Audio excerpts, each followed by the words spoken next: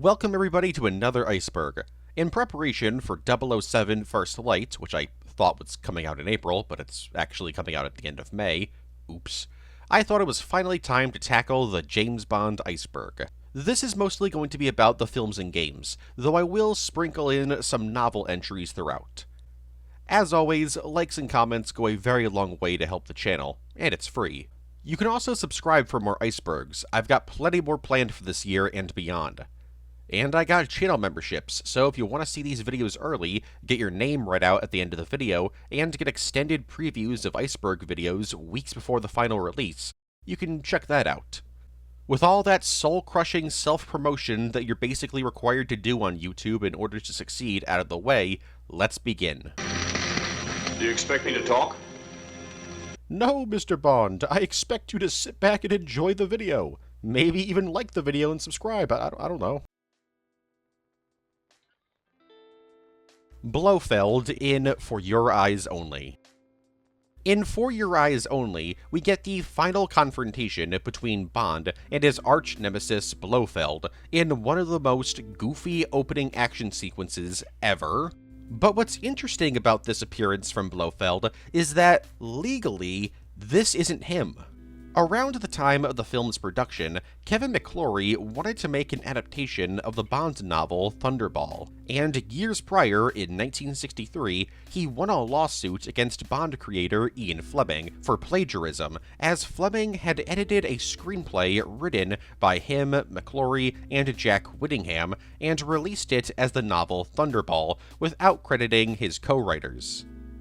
This lawsuit resulted in him gaining the legal right to any adaptations of Thunderball, and since Blofeld first appeared in the novel Thunderball, he claimed the character belonged to him.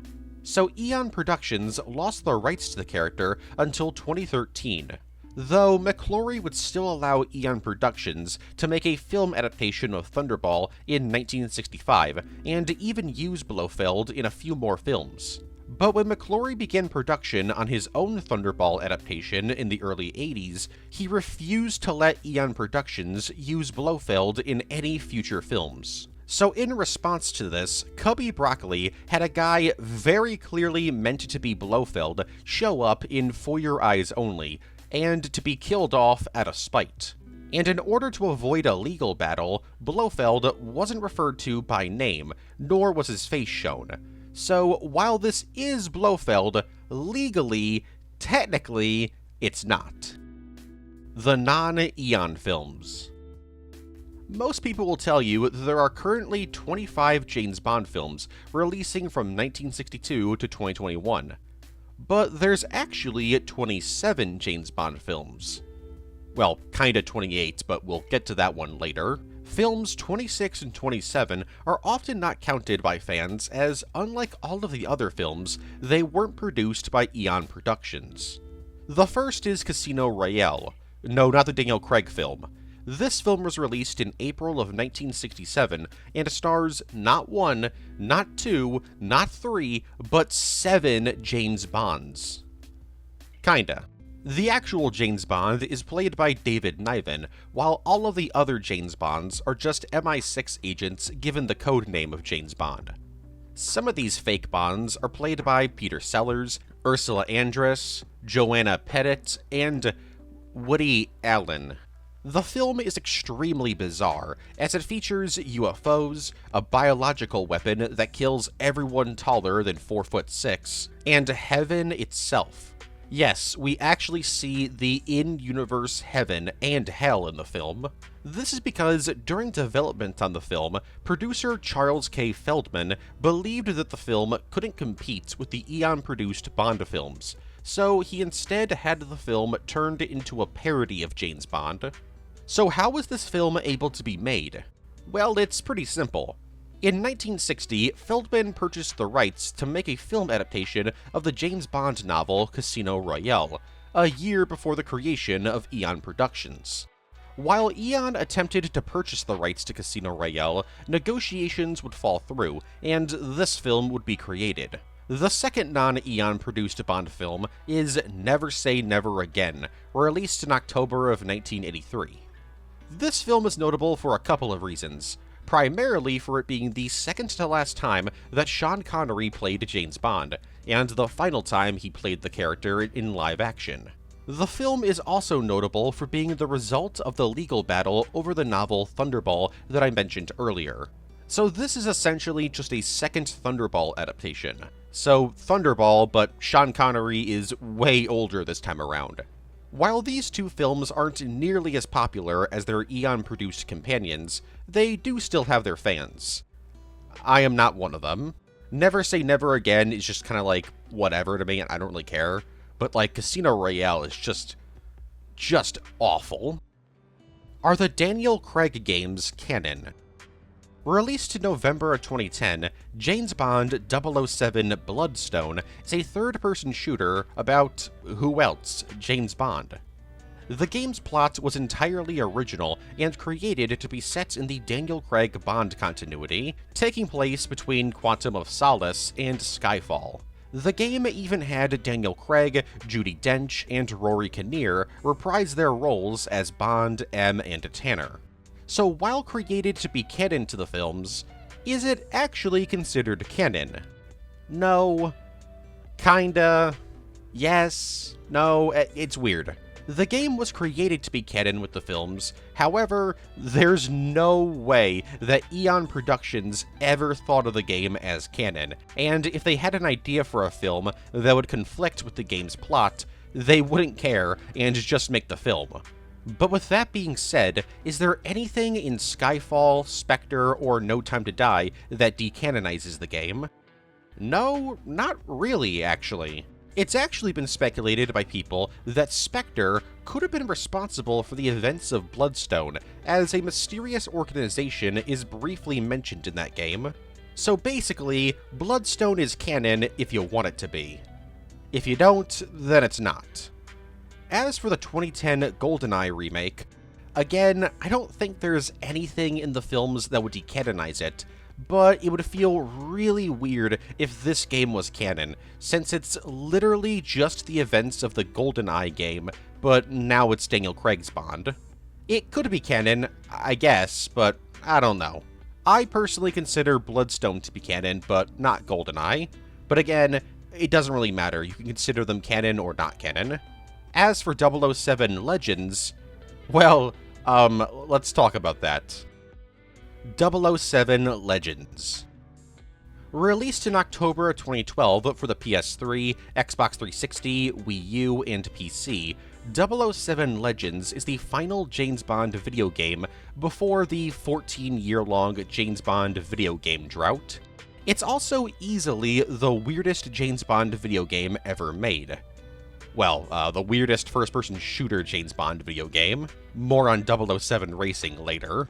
The game itself is a love letter and a tribute to the franchise, with the game's plot retelling the events of previous Bond films. These being On Her Majesty's Secret Service, Moonraker, License to Kill, Goldfinger, and Die Another Day.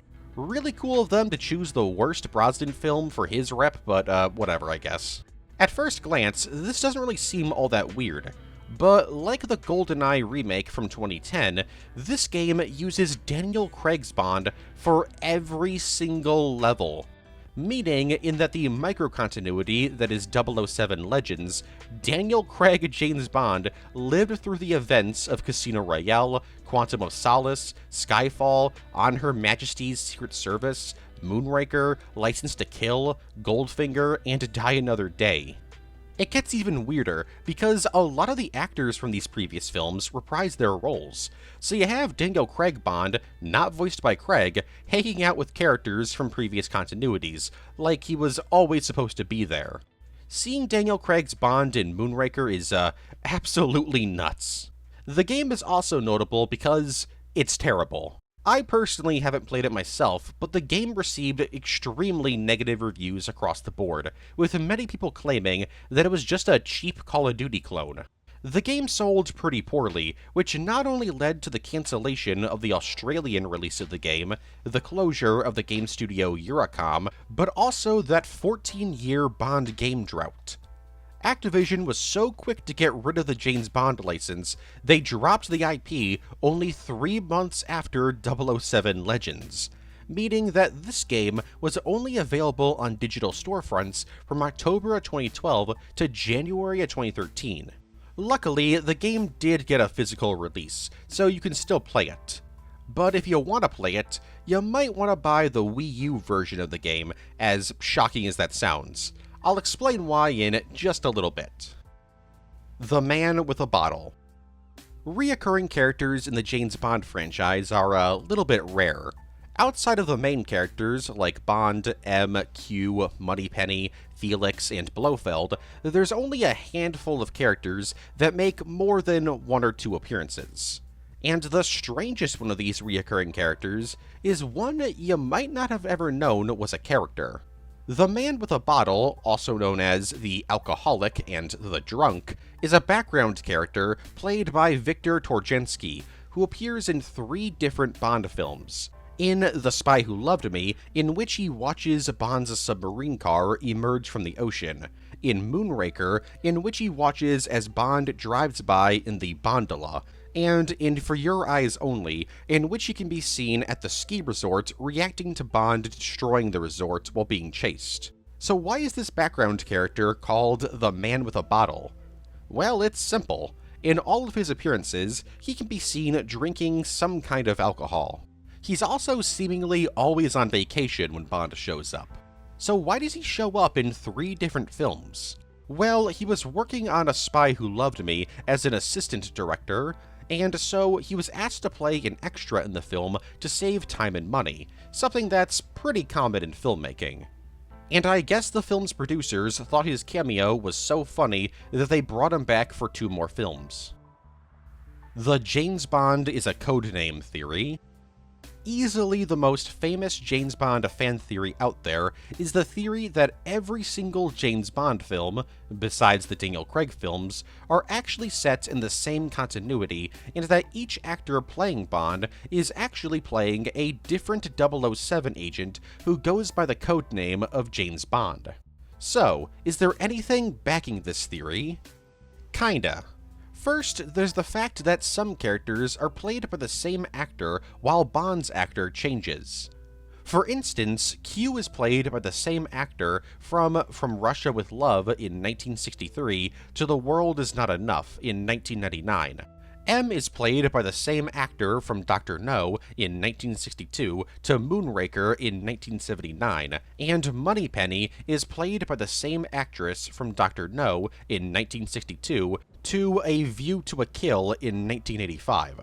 Then there's the fact that it's a little bit weird for a super spy to be giving his full name to people during missions. And finally, there's the fact that in On Her Majesty's Secret Service, George Lazenby's James Bond makes a joke saying, "This never happened to the other fellow," which is an obvious fourth wall joke to the previous Bond actor, Sean Connery. So, case closed, right? Well, there's actually a ton of evidence debunking this theory. For starters, it's very obvious that Sean Connery, George Lazenby, Roger Moore, Timothy Dalton, and Pierce Brosnan's Bonds are all clearly supposed to be the same version of James Bond, as we see Connery Bond get revenge on Blofeld for his wife's murder in Diamonds Are Forever, something that happened in a George Lazenby Bond film, his one Bond film. And we also see Roger Moore's Bond visit his wife's grave in For Your Eyes Only to then be attacked by Blofeld, who once again is responsible for her death. Felix even mentions that Timothy Dalton's Bond was married once in License to Kill, and in The World Is Not Enough, Pierce Brosnan's Bond dodges the question of, "Have you ever lost a loved one?" which is obviously a nod to his dead wife. So no, James Bond is not a codename, but every film from Dr. No all the way to Die Another Day are set in the same continuity. Now, you might be wondering, how does he de-age between actors? Like, if all of the Bond actors play the same version of the character, how does he canonically de-age? Well, in the words of Harrison Ford, it ain't that kind of movie. The Bond films operate under the same logic as Marvel or DC. It uses a sliding timeline. Basically, just don't think about it. Finally, I should mention that this theory was actually going to be canonized in Die Another Day, where Sean Connery's Bond would have appeared and talked with Brosnan's Bond. But luckily, in my opinion at least, this was cut. The other 00 agents. The 00 agents are the most elite of the elite in MI6, and are present throughout the entire Bond franchise, since James Bond is literally 007. We have seen other 00 agents over the years, like Nomi in No Time to Die as the new 007, and Alec Trevelyan in GoldenEye as 006. But most of the other 00 agents barely appear. They usually show up as either non-speaking cameos or are literally just corpses. So let's go over a few of the more notable forgotten 00 agents. In Thunderball, we get a bunch of 00 agents who briefly appear in the mission briefing scene, though we don't know their actual numbers, like which person here is 001 versus which person here is 005. 008, aka Bill, is mentioned a few times in the novels Goldfinger and Moonraker. He's even mentioned in the film version of Goldfinger. 002 and 004 briefly appear in The Living Daylights, but are killed and never actually named. 0012 is mentioned in The World Is Not Enough, as being killed prior to the events of the film. 0010, aka Anna Savarin, is mentioned in the novel Double or Nothing, as being killed on a mission. 003 is shown only as a corpse in A View to a Kill. A 0011 is mentioned in the novel version of Moonraker, who went MIA in Singapore. A 009 is killed by Mishka and Grishka in Octopussy. A 004, named Scarlet Papava, appears in the novel Devil May Care. Another 004, named Joseph Dryden, appears in the novel Double or Nothing. Various 00 agents appear in the briefing scene in The World Is Not Enough, but like Thunderball, none of them are actually given 00 codenames. The last one I want to mention is a 005 named Stuart Thompson, who appears in the novel Colonel Sun. He's notable because he used to be a field agent, but due to a defect in his eye, he was forced to retire from direct combat. Lost 007 Legends Skyfall DLC. So remember how I said that the Wii U port of 007 Legends is the version of the game you should play if you want to try the game out? Well, I say this because 007 Legends actually had a piece of DLC. A free DLC level based on Skyfall was released shortly after the game's release. The level was ready for the game's release, but due to Skyfall not being out yet, the game's developers opted to cut it from the game and release it for free a few weeks later. Pretty lame, but at least this wasn't a Mass Effect 3 Javik situation, where they literally cut stuff out of the game only to release it as Day 1 paid DLC. Anyways, this Skyfall level was only available for roughly 2 months before it was delisted, which makes this DLC extremely rare on PS3, Xbox 360, and PC. I suppose calling these versions of the Skyfall DLC Lost Media is a bit inaccurate, but there's no legit way to get this DLC anymore. Which is where the Wii U port comes in. Because the Wii U port was released a little bit later than the other versions, the Skyfall DLC is included on the disc, which technically makes the Wii U version of 007 Legends the most complete version of the game. Deleted scenes. Okay, so there's 25 films, 28 technically, but I'm not going to include the non-Eon films, so I can't list every single deleted scene, because that would make this video like 5 hours longer than it needs to be, so I'm only going to talk about one deleted scene from each film. For Dr. No, originally, Honey wasn't going to be tortured via drowning, but instead with crabs, just like how she was in the novel. However, this scene was scrapped and replaced with the drowning sequence due to the fact that the crabs used for the scene were flown in frozen, which meant that they were pretty sleepy and barely moved when it was time to film the scene. For From Russia with Love, originally, Kleb was supposed to die by accidentally stabbing herself with her own poisoned shoe blade. This was cut due to the fact that director Terrence Young realized that there wasn't really a way to film this without it being extremely goofy looking. As for Goldfinger, the laser sequence wasn't supposed to be a thing. The scene was originally going to be a direct adaptation of the scene featured in the novel, so a giant buzzsaw was going to be used instead. However, it was deemed that this was too common of a trope in films, so it was decided to replace the saw with the laser, creating a brand new trope. As for Thunderball, in probably the coolest deleted scene of any Bond film, originally, the 00 agents that appear in the mission briefing scene were going to be characters from other spy films and shows, with their actors reprising their roles. For example, Patrick Macnee would reprise his role as John Steed from the show The Avengers. Michael Caine would have reprised his role as Harry Palmer from the film The Ipcris File. Robert Culp and Bill Cosby would have reprised their roles as Kelly Robinson and Alexander Scott from the show I Spy, and Roger Moore would reprise his role as Simon Templar from the series The Saint. However, due to the fact that these cameos would have costed a lot of money, and some of these shows were still being filmed while Thunderball was being filmed, it was decided to just cut them. As for You Only Live Twice, I'm actually gonna cheat a bit. Originally, Blofeld was going to be played by Jan Werich, and several scenes of him as Blofeld were filmed, but after 5 days of filming, he was fired and replaced with Donald Pleasance. All of this footage is sadly lost media. As for On Her Majesty's Secret Service, an action sequence between Bond and Fidian was cut.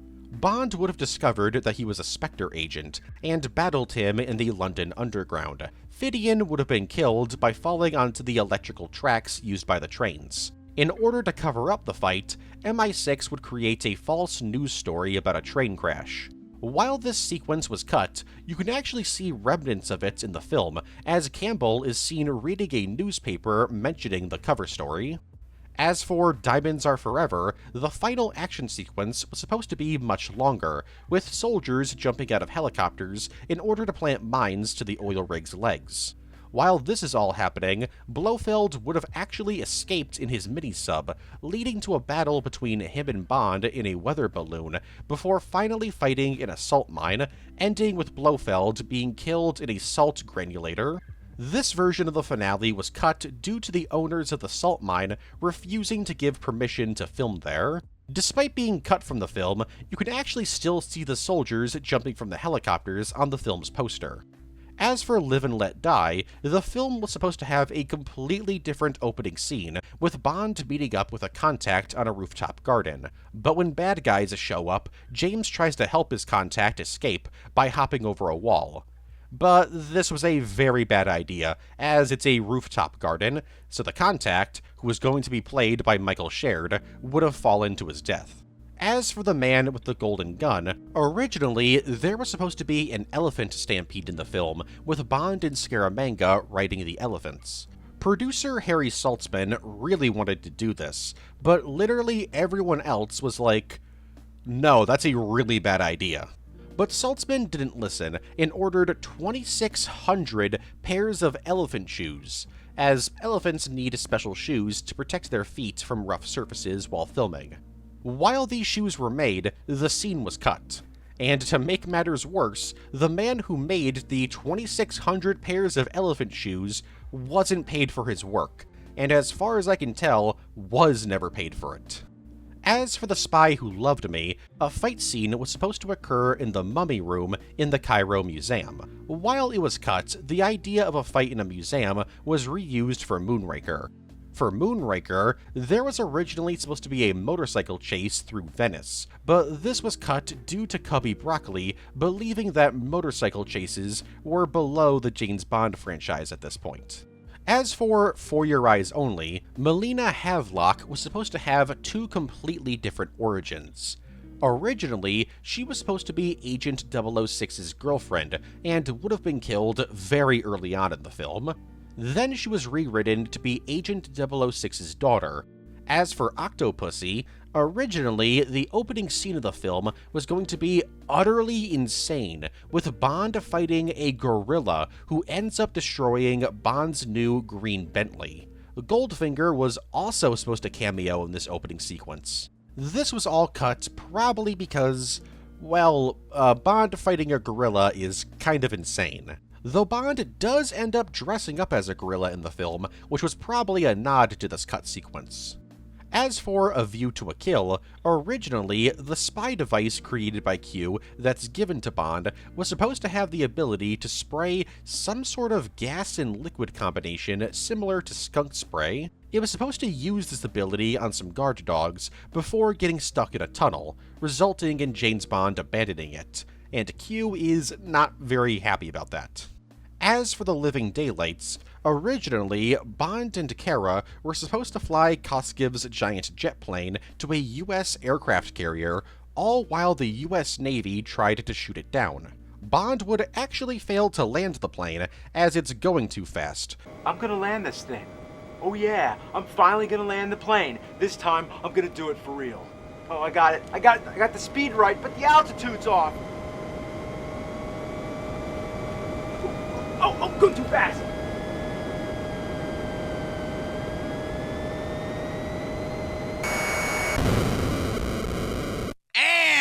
So Bond and Kara would have to grab onto a net to avoid falling with the jet off the carrier. As for License to Kill, there was supposed to be a scene where Bond, while in a hotel room watching TV, would watch Sanchez arrive back in the Republic of Isthmus as a hero. As for GoldenEye, there was supposed to be a scene where Bond is forced to play Russian roulette with a Walter PPK instead of a revolver.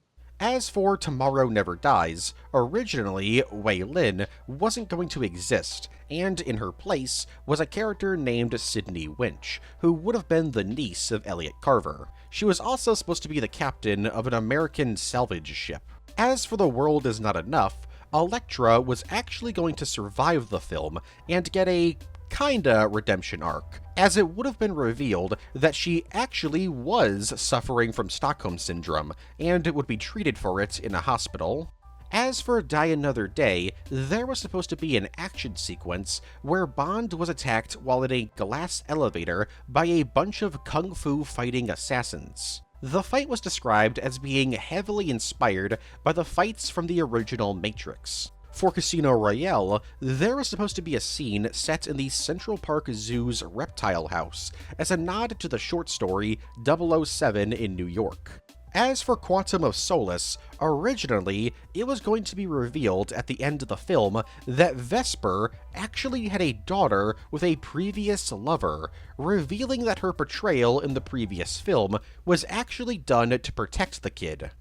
And Bond would then give the child to some nuns. This was cut due to the film's director, Mark Forster, believing that Bond wouldn't leave the child with some nuns, but instead adopt the kid. As for Skyfall, Bond was supposed to have a chase sequence with Sylvia in Hashima Island, which would have led to a fight between the two while surrounded by a swarm of rats. As for Spectre, there was supposed to be a subplot in the film in which Q is kidnapped, and Bond has to rescue him. During the escape, Q would kill a man. The only remnant of this subplot in the final film is the scene of Q being stalked. And finally, as for No Time to Die, originally, Bond's death was going to be a lot less climatic, with him just being shot by an unknown assassin. Indiana Jones wouldn't exist without James Bond. So Indiana Jones and James Bond have quite a few similarities. They both follow protagonists who end up with different women at the very end of every movie, game, and book. Their films usually begin with a previous adventure or mission just wrapping up. Both Indy and Bond travel the globe, and they both have Sean Connery. These similarities are not a coincidence. You see, the Indiana Jones franchise wouldn't exist without the James Bond series. In the late 1970s, Steven Spielberg really wanted to direct a James Bond film. But there was an unwritten rule at the time that only British directors could make a James Bond film, so he was out of the running. That, and keep in mind, this was in the late 1970s. Spielberg was still relatively new to the scene. But that's when George Lucas approached Spielberg with the idea of instead helping him make his own James Bond-like franchise called The Adventures of Indiana Smith. Spielberg agreed, but the name was changed eventually to Indiana Jones. And many of the classic James Bond tropes were repurposed in the series, with Temple of Doom even making a direct homage to Bond, with Indiana Jones wearing a James Bond-like suit in Shanghai. A character named Major M even showed up in the Young Indiana Jones Chronicles, giving Indy orders during World War I, which was an obvious reference to M. 007 Road to a Million. This is the first ever live-action spin-off show to James Bond, although it's only kind of a spin-off. Releasing in November 2023, this series is a reality game show in which 9 teams of 2 race around the world to win £1 million by performing challenges and answering questions. Fans were initially pretty confused by this show's announcement, as it's admittedly strange that the first ever live-action James Bond spin-off project was a reality game show. Airing exclusively on Amazon Prime, the series is hosted by Brian Cox, who plays the character The Controller, and he's written like a stereotypical Bond villain. In fact, Brian Cox only joined the show because he thought that he was getting casted for the next Bond film, not a reality game show. The series is essentially a James Bond-themed knockoff of the show The Amazing Race. There's Bond music that plays, and occasionally there's a challenge that's vaguely related to Bond, like driving the Aston Martin, going through an alligator farm like in Live and Let Die, and escaping a cable car like in Moonraker. But that's kind of it for Bond references, as barely anyone on the show actually mentions the franchise. The show received very mixed reviews. While it definitely has its fans, it seems like most people were left feeling pretty underwhelmed by it. A second season was released in August of 2025 that aimed to fix some of the issues that people had with the show, as a lot more James Bond elements were included, like references and challenges based on Spectre, License to Kill, Skyfall, Tomorrow Never Dies, The Living Daylights, and The Man with the Golden Gun. It seems that the second season was received a little bit better, but it still doesn't seem to be very well liked, with many people deeming the series to be simply a cash grab. Where are all of the James Bond crossovers?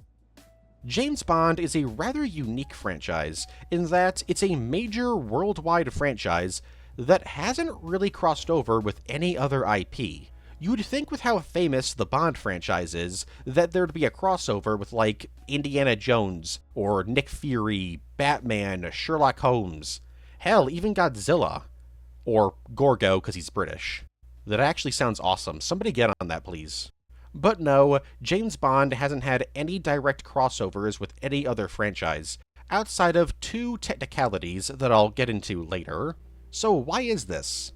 Well, it's actually pretty simple. From 1961 all the way to 2021, Cubby Broccoli's family and Eon Productions owned the rights to the Bond franchise, and they were extremely protective of them, as they believed that Bond was a serious film franchise first and foremost, with the idea being that crossover comics, books, or games could damage the brand or make it seem less serious. Hell, they weren't even really big fans of the idea behind James Bond video games, so it's honestly shocking that they even happened. But now that Amazon owns the James Bond IP, I think the days of Bond being free of crossovers is gone, but only time will tell. They killed actual sharks for Thunderball. So my least favorite Eon Bond film is Diamonds Are Forever, at least quality-wise that is. Because I actually dislike Thunderball more, but I think Thunderball is a better film. So why do I like Thunderball less, despite thinking that it's a better film?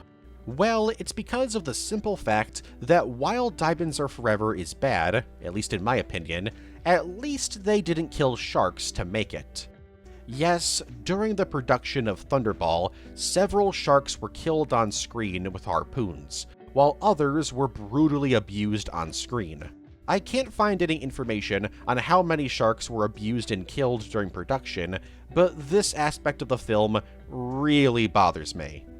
I get it's a film from 1965, but that doesn't change the fact that this was always wrong. Cancelled Xbox 360 GoldenEye Remaster.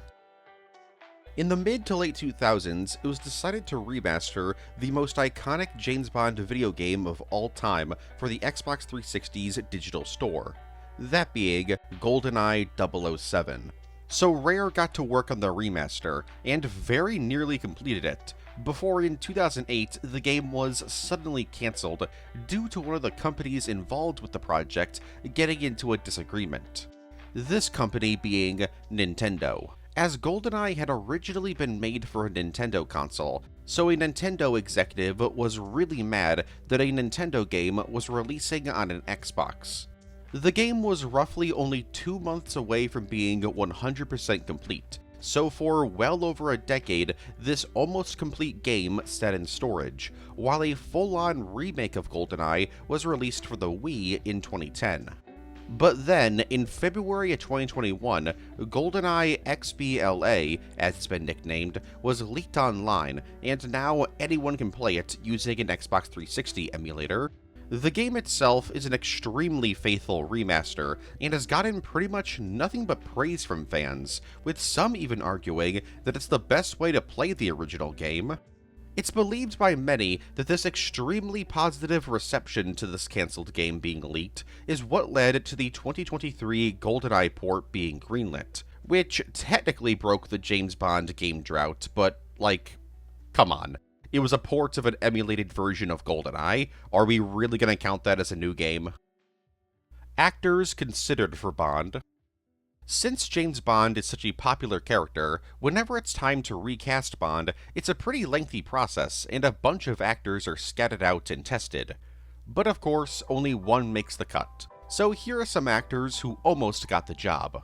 For the Daniel Craig era, Hugh Jackman, Henry Cavill, Sam Worthington, Anthony Starr, Carl Urban, and Christian Bale were considered. There's actually been rumors over the years that Henry Cavill was Martin Campbell's pick. He was the director of Casino Royale. But Barbara Broccoli overruled his choice and went with Daniel Craig.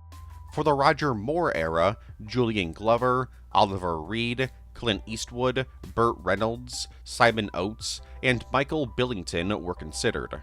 In fact, Eastwood and Reynolds were even asked to play Bond, but they both declined as they believed that Bond should only be played by a British actor. For the Pierce Brosnan era, Liam Neeson, Mel Gibson, Lambert Wilson, and Mark Frankel were considered for the role.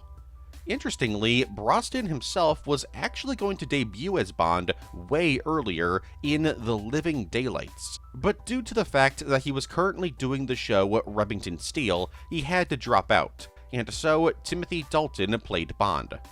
But Dalton wasn't the first pick. Other actors included James Brolin, Christopher Lambert, and Sam Neill. Funny enough, just like Brosnan, Dalton was supposed to debut earlier as well in On Her Majesty's Secret Service. He would have gotten the part too, if it wasn't for his age, as he was considered too young to play Bond at the time, at the age of 23. Actors considered before Lazenby was brought in were Adam West, Peter Purves, Michael Caine, and Jeremy Brett. Finally, let's end it at the original. Before Sean Connery was casted as Bond, Rex Harrison, Stanley Baker, Trevor Howard, Rod Taylor, and Cary Grant were considered. Cary Grant was actually pretty close to getting the part, but he wasn't super interested in the 3-film contract that he was offered, so he declined. 007 Racing. Released in November of 2000, 007 Racing is easily the strangest James Bond video game ever released. As the name suggests, it's a full-on racing game. Well, mostly a full-on racing game. Okay, it's kind of a racing game. Okay, it's not a racing game, but there is a racing mode. Okay, no there's not. The game is more like a car shooter. Basically, you drive one of the iconic Bond cars around and do missions without ever getting out of the car, and you can use all sorts of gadgets that are built into the car, like guns, smoke, oil slicks, lasers, missiles, and more. Very weird comparison, but the game is very similar to Transformers Dark of the Moon, the video game, Stealth Force Edition. Instead of racing in 007 Racing, you combat other cars, defuse bombs, defend objectives, hack into cars, and sometimes you do have a 1v1 style race against either another car or the game's timer. The game also has a story, which is kinda shocking, to be honest. The game's story isn't anything to write home about, as it's basically just Bond driving around a bunch of cars around the globe to stop some bad guys from unleashing a bioweapon onto millions of people. But what's interesting about the game's story is its characters, as the game features quite a few returning characters from previous films, like Jaws, Jack Wade, Xenia Onatopp, Zukovsky, and even Sheriff Pepper. Despite this, only Bond is actually usable, which in my opinion is a very big missed opportunity. Even in the game's multiplayer mode, the cars are all driven by James. So how were the reviews for this game? Not good. When you advertise your game as 007 Racing, people tend to expect a racing game. And honestly, a James Bond-style Mario Kart clone where you can play as a bunch of different characters using cars from the films is such a genius idea for a game, it's shocking they've never done it. Rejected Bond songs. One of the most iconic parts of the Bond franchise is its music. No, not just the scores, but the songs that play during the title sequence. Side note, the best one is You Know My Name from Casino Royale, let's be honest. And like with Bond actors, it takes a while to nail down a song for the film, so here's a few songs that never ended up being in the films. Thunderball's theme song had a very troubled production. The song we ended up getting by Tom Jones was not the original song. That was Mr. Kiss Kiss Bang Bang by Shirley Bassey. Dionne Warwick would then be brought in to sing it instead, but it was decided to go with a song that actually had the name Thunderball in it, so Johnny Cash was brought in to write a song for the film. And Eon didn't really like his song, so they got Tom Jones to come in late into production to make the song. So late, in fact, that Mr. Kiss Kiss Bang Bang by Warwick was still included in the film's soundtrack. Goldfinger's song was originally going to be sung by the song's writer, Anthony Newley, but this version of the song went unused. During production on You Only Live Twice, multiple artists auditioned their songs for the film, including Julie Roberts and Lorraine Chandler, but Eon really wanted Frank Sinatra to make the film's song, but he declined, so his daughter took the job instead. While Paul McCartney wrote the theme to Live and Let Die, he was actually first asked to write the theme to Diamonds Are Forever. For The Man with the Golden Gun, Elton John and Cat Stevens were asked to make the film's song, but ultimately they never recorded anything. Alice Cooper, on the other hand, did, but their song was rejected for being handed in a day late.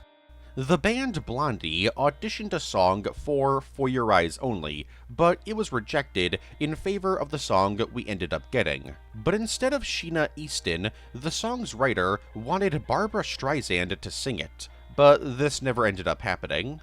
Ace of Base made a song for GoldenEye and auditioned it. However, it was rejected not by Eon, but by their own record label, as the label was afraid that GoldenEye was going to flop and negatively impact the band's popularity. This song was later rewritten to the song The Juvenile, and both the Juvenile and the original version auditioned for GoldenEye are out there, so you can listen to both. The band U2 recorded a version of the film's theme, but their version was rejected. The band Radiohead really wanted to have their song be the theme to Spectre, as they auditioned 2 different songs. The first song, Man of War, was rejected outright, but their second song, Spectre, was considered, but ultimately not used. Lana Del Rey also wrote a song for Spectre, but it was rejected, this song being 24.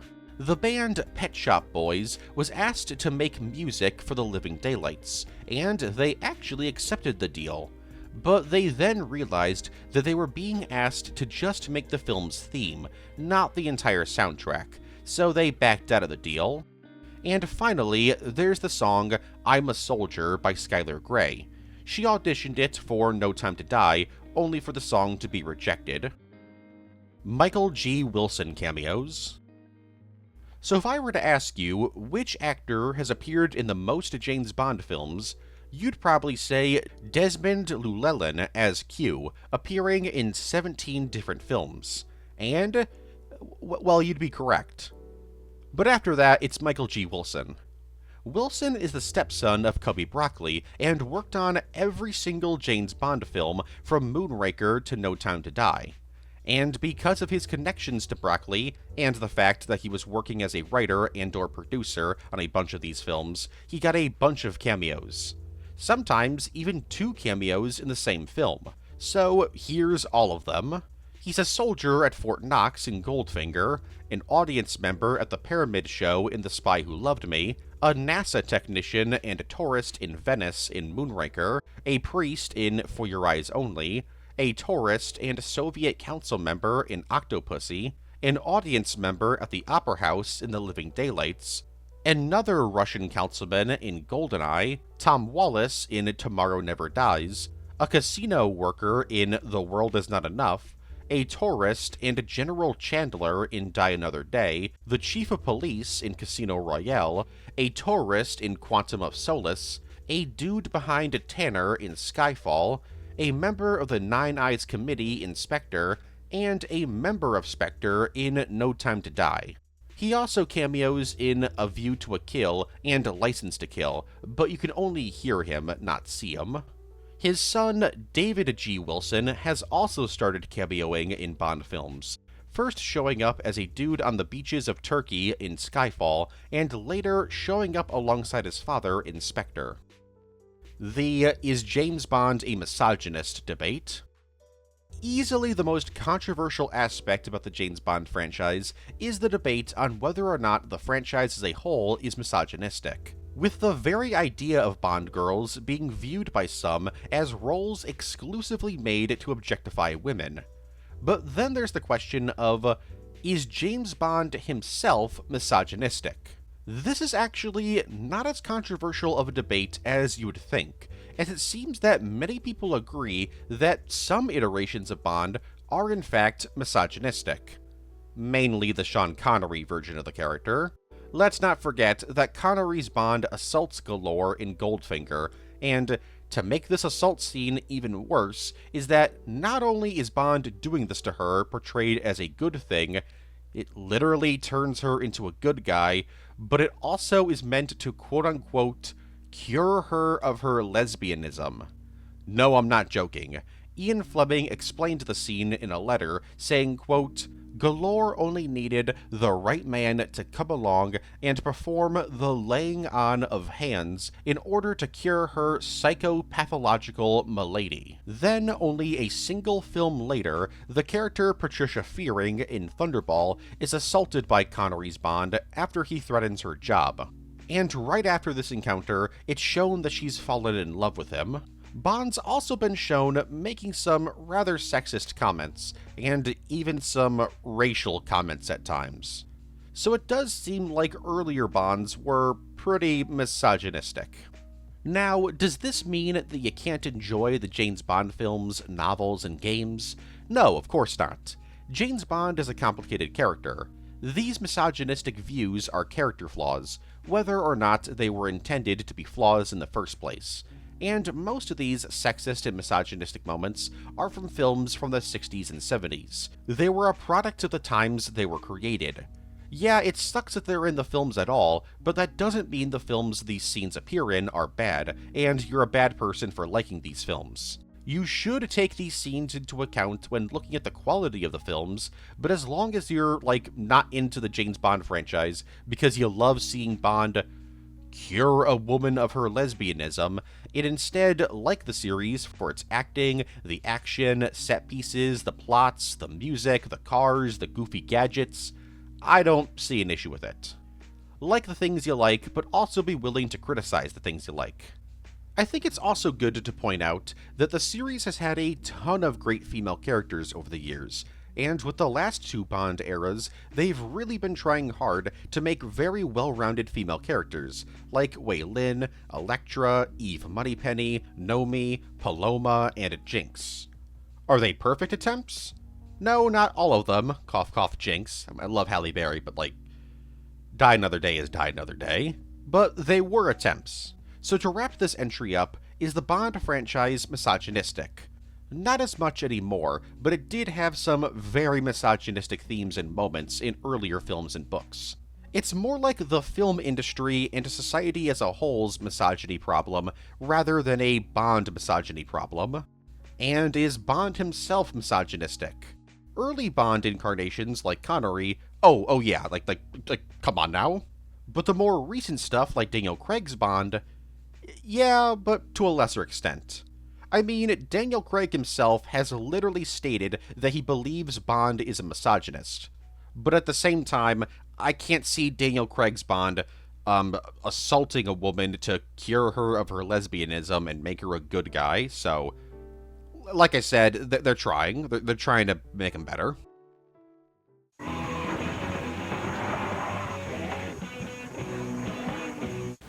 Spytech, Case 101. The Whistler's made his move.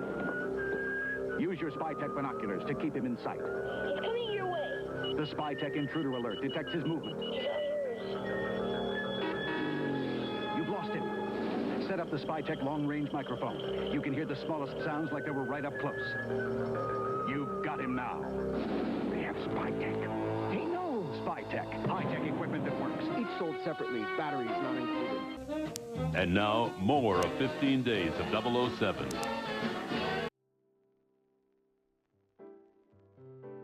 Happy and Glorious. As part of the 2012 Summer Olympics opening ceremony, a special short film was created called Happy and Glorious. This short film stars Daniel Craig as James Bond, escorting Queen Elizabeth II to the Olympic Games in London in a very, very strange way. Instead of just showing up there normally, Bond and the Queen herself parachute out of a helicopter into the stadium with Union Jack parachutes. And right after that, the short ends. Now, obviously, Queen Elizabeth II did not parachute out of a helicopter. But 12-year-old me did believe that she did, and I just kind of believed that for years, until I realized, oh, they wouldn't have the queen of a country parachute out of a helicopter. That'd be way too dangerous. The film is also notable for a couple of reasons. For starters, there's a bunch of weird, kinda slow-mo shots of the Queen's corgis running around. It's really awkward. Oh yeah, and a statue of Winston Churchill comes to life and salutes Bond and the Queen. Yes, in the Daniel Craig Bond universe, this statue of Winston Churchill is a living, sentient creature. That is, if this was canon. Come on, it's not canon. Be funny if it was, though. The last notable thing about this short is that it was directed by Danny Boyle, who was later hired to direct the final Craig Bond film before he dropped out. So I'm glad that Boyle got to direct a Bond film, even if it's, this. How the Lotus Esprit ended up in The Spy Who Loved Me. While the Lotus Esprit made a pretty memorable appearance in The Spy Who Loved Me, originally, it wasn't going to be in the film at all. The story goes that during the very early production on the film, word got out that Eon was looking for a car to spotlight in their next Bond film. And when Don McLaughlin, a PR guy at Lotus, heard about this, he told the company's executives, and they decided to not contact Eon about using their car. Instead, they had a prototype of the Lotus Esprit parked outside of Pinewood Studios, where they were gearing up production on The Spy Who Loved Me, and once Cubby Broccoli saw the car, he was instantly like, we need to put that thing in the next film. 1954 Casino Royale film. So if you really want to be annoying, whenever somebody says that Dr. No is the first ever James Bond film, you can correct them and say, actually, it was Casino Royale from 1954. And after you get back from the hospital after the brutal beating you probably got from being annoying, you can feel proud that you're only technically right. In October of 1954, an episode of the anthology series Climax adapted the Bond story Casino Royale, with Bond being played by an American actor, Barry Nelson. Though there's some pretty big changes to Bond's background in this adaptation, as he's no longer a member of MI6, but instead a member of the CIA. No, not that CIA, a fictional group called the Combined Intelligence Agency. Because it's only a 50-minute long episode, it's not exactly the most accurate adaptation of Casino Royale, though it is the first. The story follows Bond visiting a casino in order to beat Le Chiffre at a card game, so that he will be then killed by his Soviet buddies. Things don't go as planned, as Bond is captured after his victory, though he eventually breaks free and saves the day, along with saving Valerie Mathis. No, not Renee Mathis. Valerie here is actually an original character who is a combination between Renee Mathis and Vesper. Like I said, this is only technically the first ever Bond film, as it is an episode of a TV show, though it is 50 minutes long, which does technically make it a film.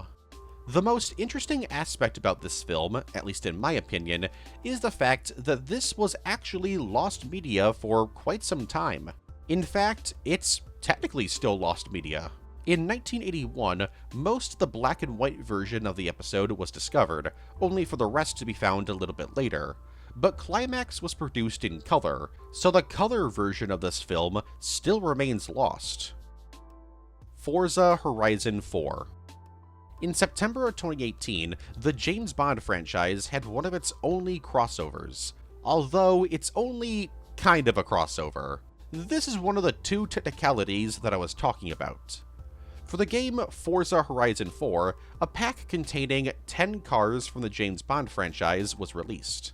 These being the AMC Hornet X hatchback from The Man with the Golden Gun, the Aston Martin DB10 from Spectre, the Aston Martin DBS from On Her Majesty's Secret Service and Diamonds Are Forever, the BMW Z8 from The World Is Not Enough, the Citroën 2C V6 from For Your Eyes Only, the Jaguar CX-75 from Spectre, the Lotus Esprit S1 from The Spy Who Loved Me, the Aston Martin V8 from The Living Daylights and No Time to Die, the 2008 Aston Martin DBS from Casino Royale and Quantum of Solace, and of course, the iconic Aston Martin DB5 from Too Many Films to Count.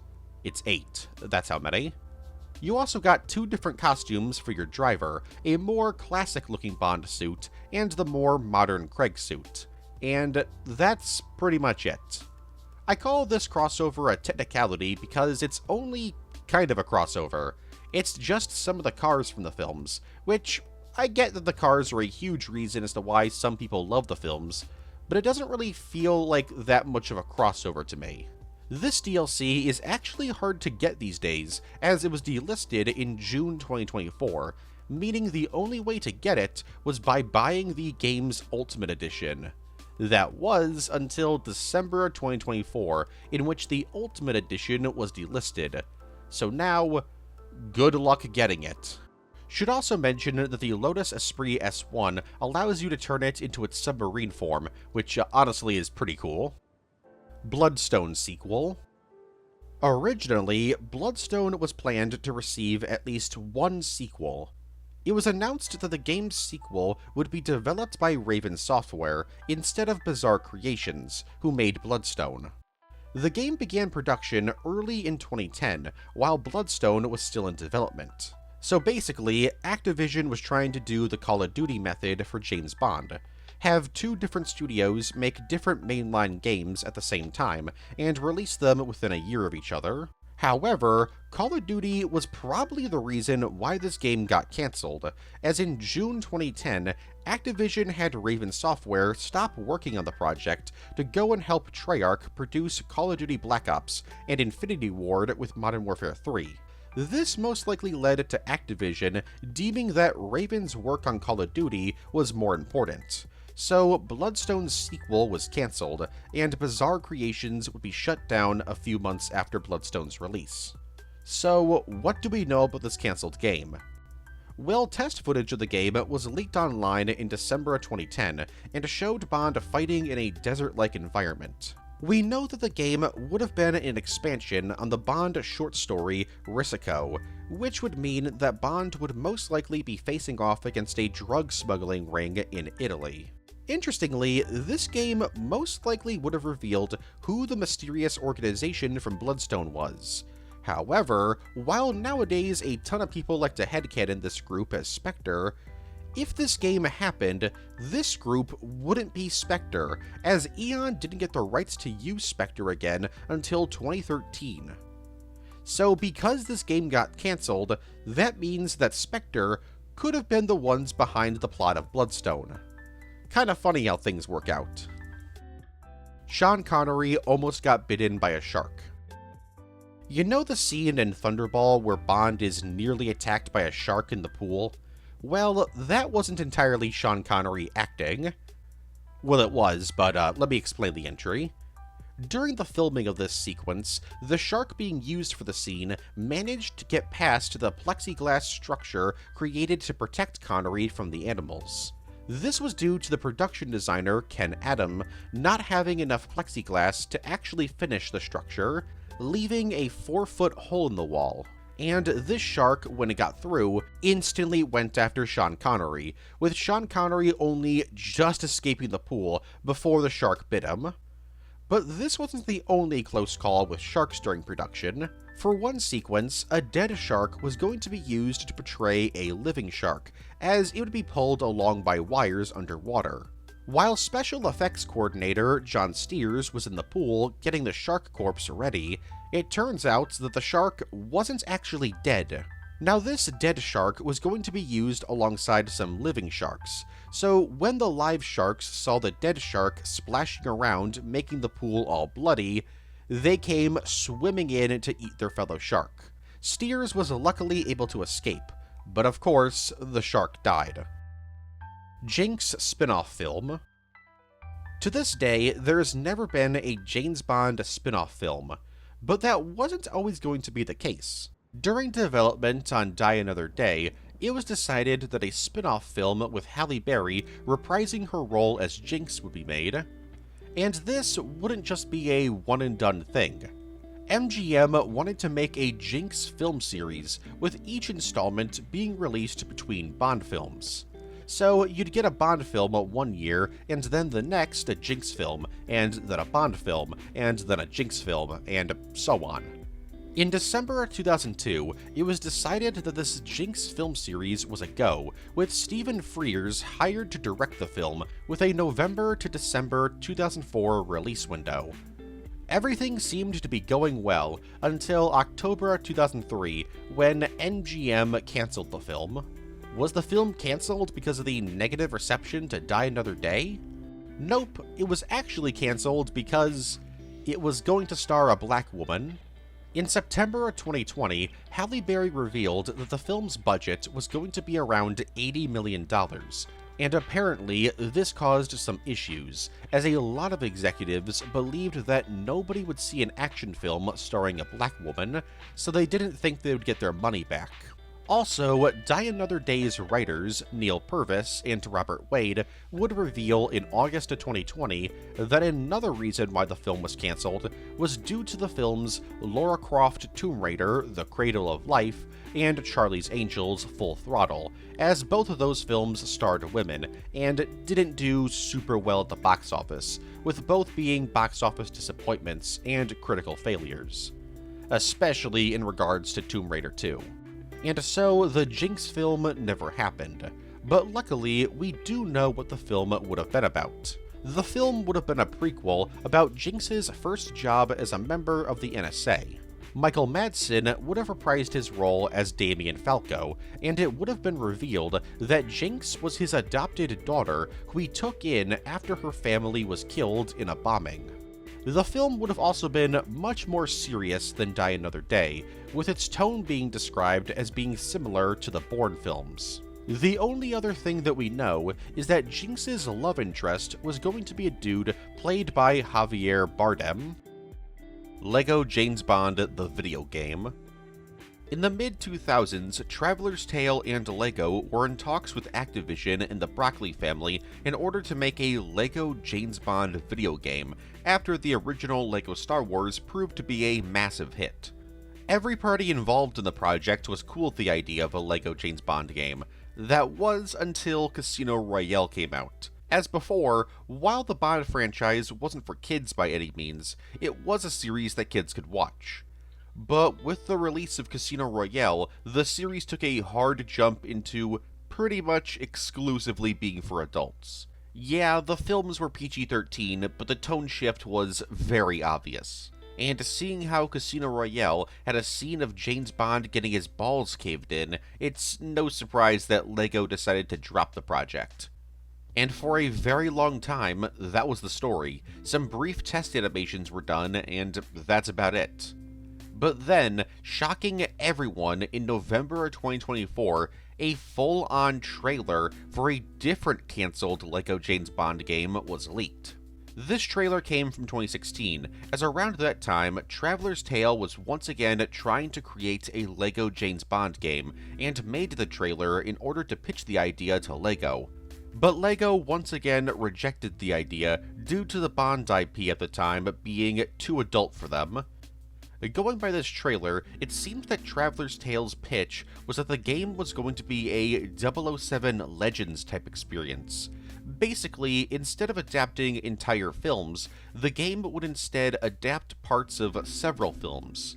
Essentially, a Best of Bond type compilation. And it seems the game was going to adapt the following films: Dr. No, Live and Let Die, The Spy Who Loved Me, Goldfinger, The Living Daylights, Moonraker, For Your Eyes Only, The Spy Who Loved Me, and, most shocking of all, Casino Royale. With LEGO now making sets based on more adult IPs like Dune and, James Bond, who knows, maybe the public interest in this canned game will make LEGO reconsider. A License to Thrill. Opening up in May of 1998 at California's Great America and Canada's Wonderland, James Bond 007 A License to Thrill was a motion simulator ride that would later open up in the UK and Australia. The ride is about a handful of MI6 trainees, the park guests, gearing up to stop a terrorist named Gunther Thorne, who has stolen a device that was created to prevent earthquakes. So you'll work alongside James Bond and save the day. Being a motion simulator ride, you were basically watching a short film while you're thrown around in your seats to simulate the action happening on screen. It seems that the ride was pretty popular, but in 2002, the ride began being removed from amusement parks across the globe due to the cost of licensing fees. And this is where things get sad, because the film that played during the ride is actually lost media. While a decent portion of the pre-show footage has been found, which contains footage of both M and Q with their actors reprising their roles, the actual film that played during the ride is lost. What's also pretty sad is that the actor who plays Bond in the film has never actually been revealed. Hopefully one day this film is found, but honestly, the chances of it being found are slim to none at this point. The original Bond 15. Originally, The Living Daylights was going to be an extremely different film. The film would have followed a younger Bond in his mid-20s going on a mission with a 00 agent named Burton Trevor. This mission would have taken the two to a Chinese militia base in a jungle. The mission would end in failure as Trevor is killed and Bond is forced to escape. And the rest of the film would have followed Bond as he traveled around the globe searching for Trevor's killer, a Chinese warlord named Kwang. eventually tracking him down to an ancient tomb as Kwong was looking for some ancient lost gold. And upon finding him, Bond would kill him, and as a reward for killing him, he would be promoted to a 00 agent. Yup, this entire film, Bond wouldn't even be a 00 agent. In fact, Trevor was going to be the 007 prior to James. The film would end with Bond getting a new mission to travel to Jamaica to investigate a man going by the name Dr. No. Yup, this film was meant to directly lead into the first ever James Bond film. This film pitch was created by Michael G. Wilson and longtime James Bond film writer Richard Maybaum, and maybe this film would have happened if not for Cubby Broccoli stepping in and rejecting the pitch almost immediately, as he believed that nobody would want to see James Bond as a rookie. That hasn't aged the best. While pretty much nothing from this pitch made it into the living daylights, elements from this pitch would be used in future films, like the character Kwong in License to Kill being named after the warlord. And while Trevelyan in GoldenEye was a fellow 00 agent, originally he was meant to be Bond's mentor. Sport at heart. So people often criticize Never Say Never Again and A View to a Kill for having their Bonds be a bit on the older side, with Connery being 52 years old and Moore being 57 years old. But how come nobody talks about how Sport at Heart features by far the oldest James Bond we've ever gotten? Probably because it's not an actual James Bond film, but instead a little short. In 2005, a short film was created called Sport at Heart. It was created in order to convince the International Olympic Committee to vote for London to be the host of the 2012 Summer Olympics. There's not really a plot to this film, as it's mainly just a collection of celebrities from the UK doing their thing, to the song Proud by Heather Small, while athletes also do their thing, with one athlete in particular running around inspiring people. The reason why I'm talking about this short film is because Roger Moore reprises his role as James Bond for a cameo in the film at the age of 77, the oldest anyone's ever been playing James Bond. But not only did he make a cameo, Samantha Bond also made a cameo. She's the actress who played Moneypenny in the Brosnan era. And so, what does Moore's Bond do in his final appearance?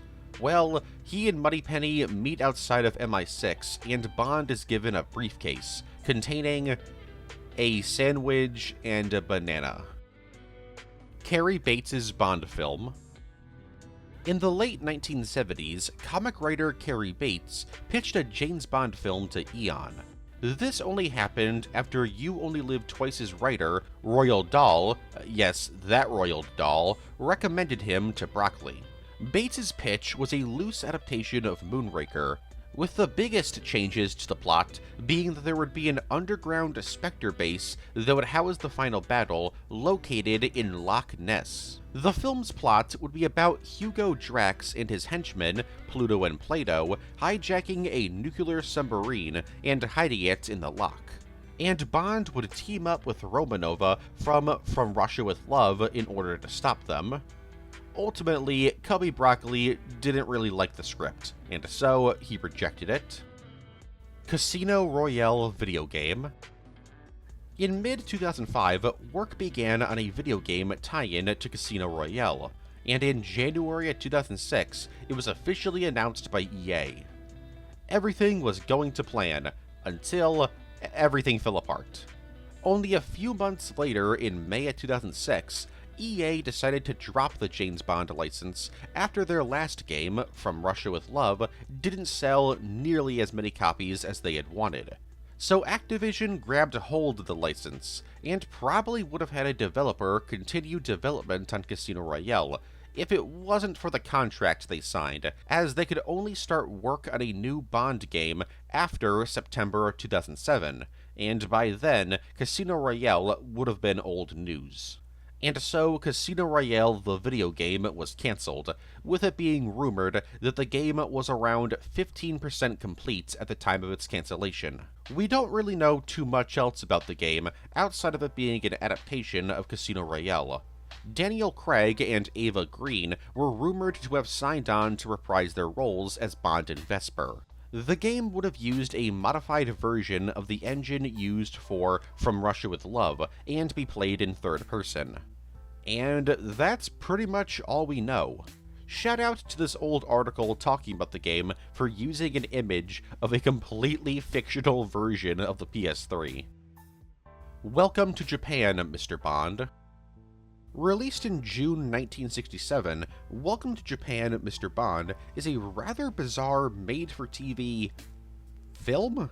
It's kinda hard to call this a film because a ton of it is just reused footage from previous Bond films, and it was also created to promote You Only Live Twice, so it's more like a really long commercial.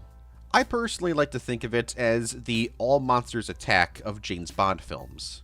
Airing exclusively in the UK, the film follows Moneypenny and Q hanging out at MI6, talking about how crazy Bond's adventures up until this point have been, and they also speculate on what Bond will get up to in his next mission.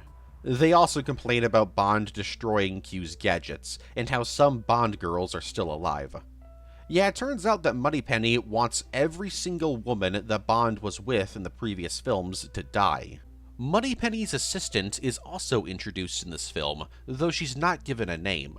She's played by Kate O'Mara, and her only role in the film is just to rage bait Moneypenny by telling her that Bond is getting married.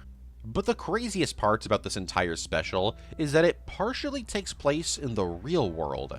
There's a subplot about a woman who's on her way to see You Only Live Twice in theaters, and she's hell-bent on playing James Bond's wife in the next film. In fact, she actually spoils which film would be next, as she's shown with a copy of On Her Majesty's Secret Service.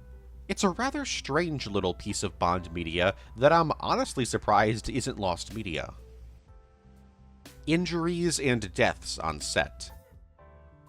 With so many Bond films spanning from the early 1960s to the early 2020s, there's bound to be a few accidents during filming, and sadly, there's even been a death on set. During production on From Russia with Love, there was quite a few accidents, the most notable one involving director Terence Young nearly dying in a helicopter crash. While scouting out locations to film in Scotland, Terence Young, a cameraman, and assistant art director Michael White went on a helicopter ride, but the helicopter pilot was a bit goofy and decided to show off his flying skills. This led to the helicopter's engine to fail, sending the four of them free-falling 100 feet to the ocean below. While this crash was kinda his fault, the pilot at the very least did the right thing and tilted the helicopter to the side before hitting the water, which saved the four of them from dying. This was sadly not the only crash that happened during production, as during production, Deanna Bianchi, who played Romanova in the film, got into a car crash, as her driver literally fell asleep at the wheel. Luckily, none of them were hurt badly, though she couldn't film anything for 2 weeks in order for the bruises on her face to heal. While working on Goldfinger, Harold Sakata, who played Oddjob, had a bit of an interesting experience. For example, he accidentally didn't hold back his punches and actually hurt Sean Connery's neck. But this pales in comparison to when he was actually electrocuted and burned his hand while filming Oddjob's death. But he kept acting despite this. While filming You Only Live Twice, the little Nelly actually cut a man's foot off. Aerial cameraman John Jordan had his foot cut off during a landing sequence.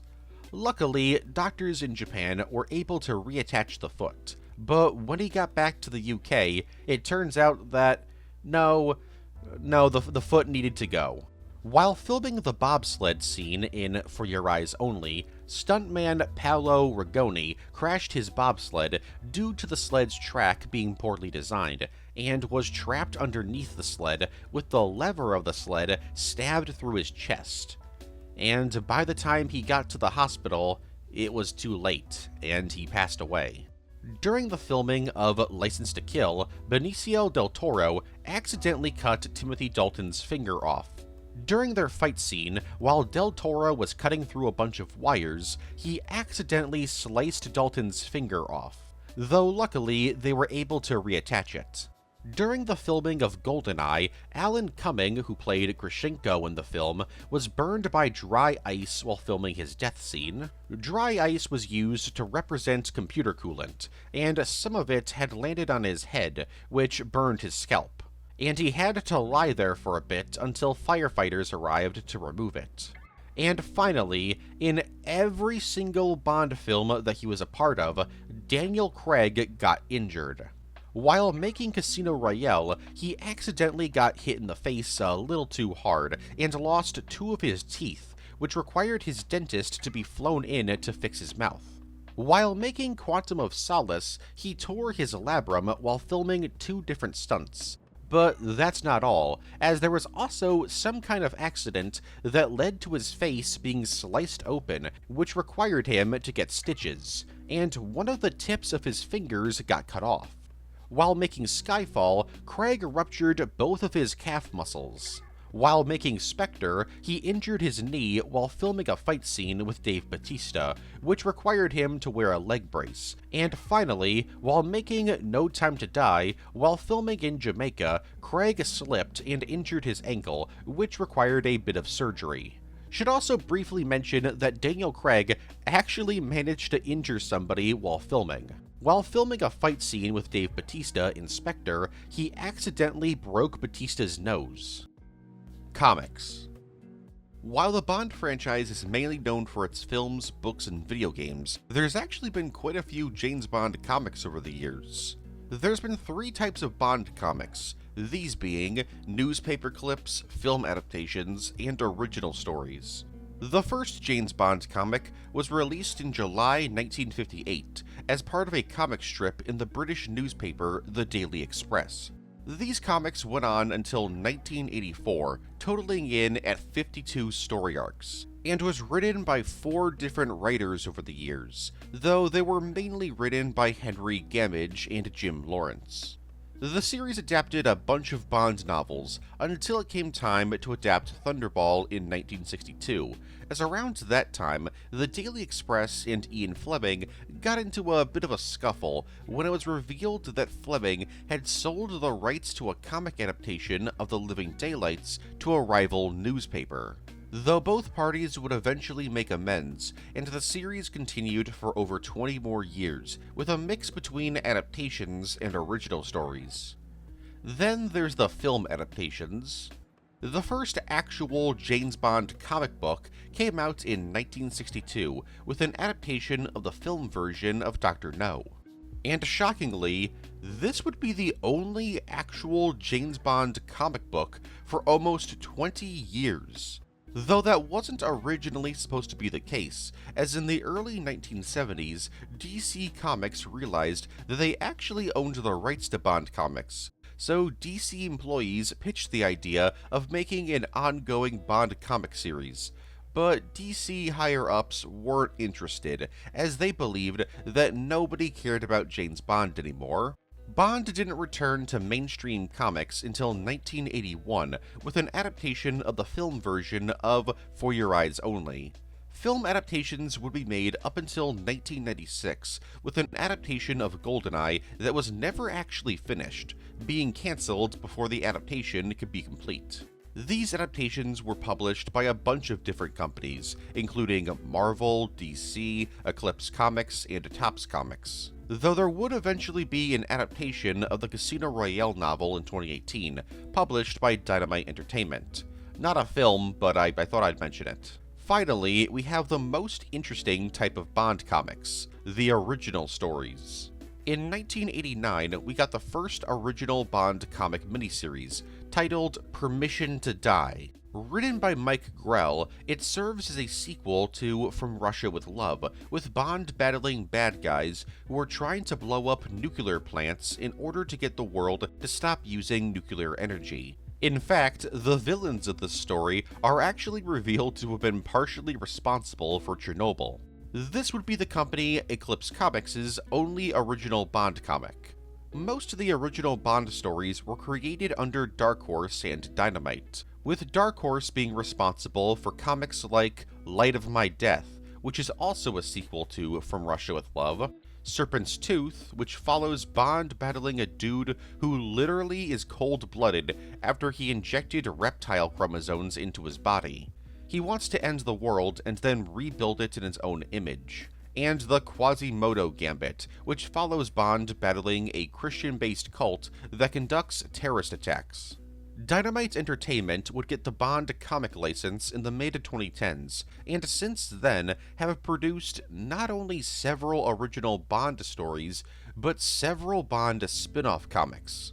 There was a 6-issue comic miniseries about Felix, which was intended to be the beginning of a trilogy of comics that never ended up happening. There is a one-shot Moneypenny comic that features a version of the character heavily inspired by Eve Moneypenny from the Craig films. And there was even an M one-shot comic that was about M having to confront the sins of his past.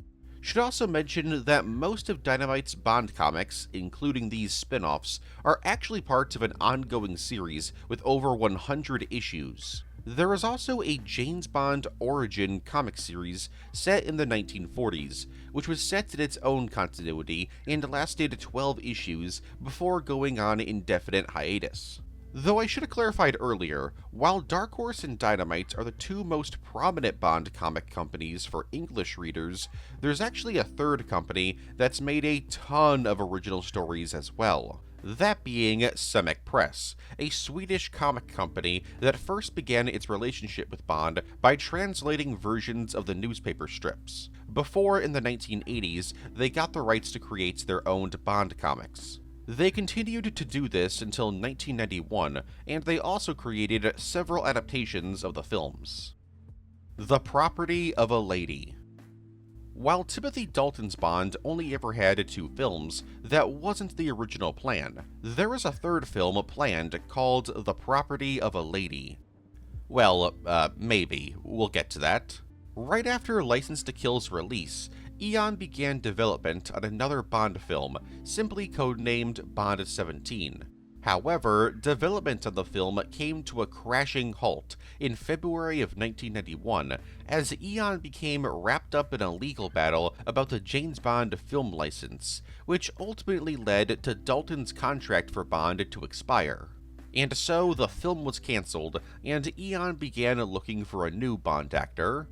3 different drafts of the film are known to exist, the first 2 being written by Michael G. Wilson and Alphonse Ruggiero, while the third and final draft was written by William Osborne and William Davies.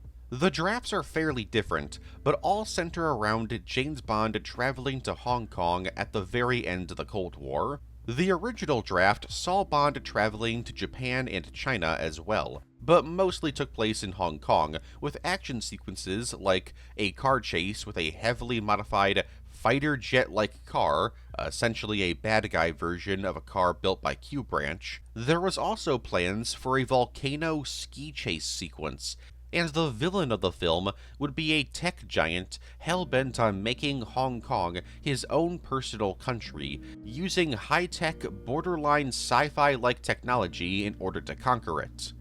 Like, there'd straight-up be robots in this film.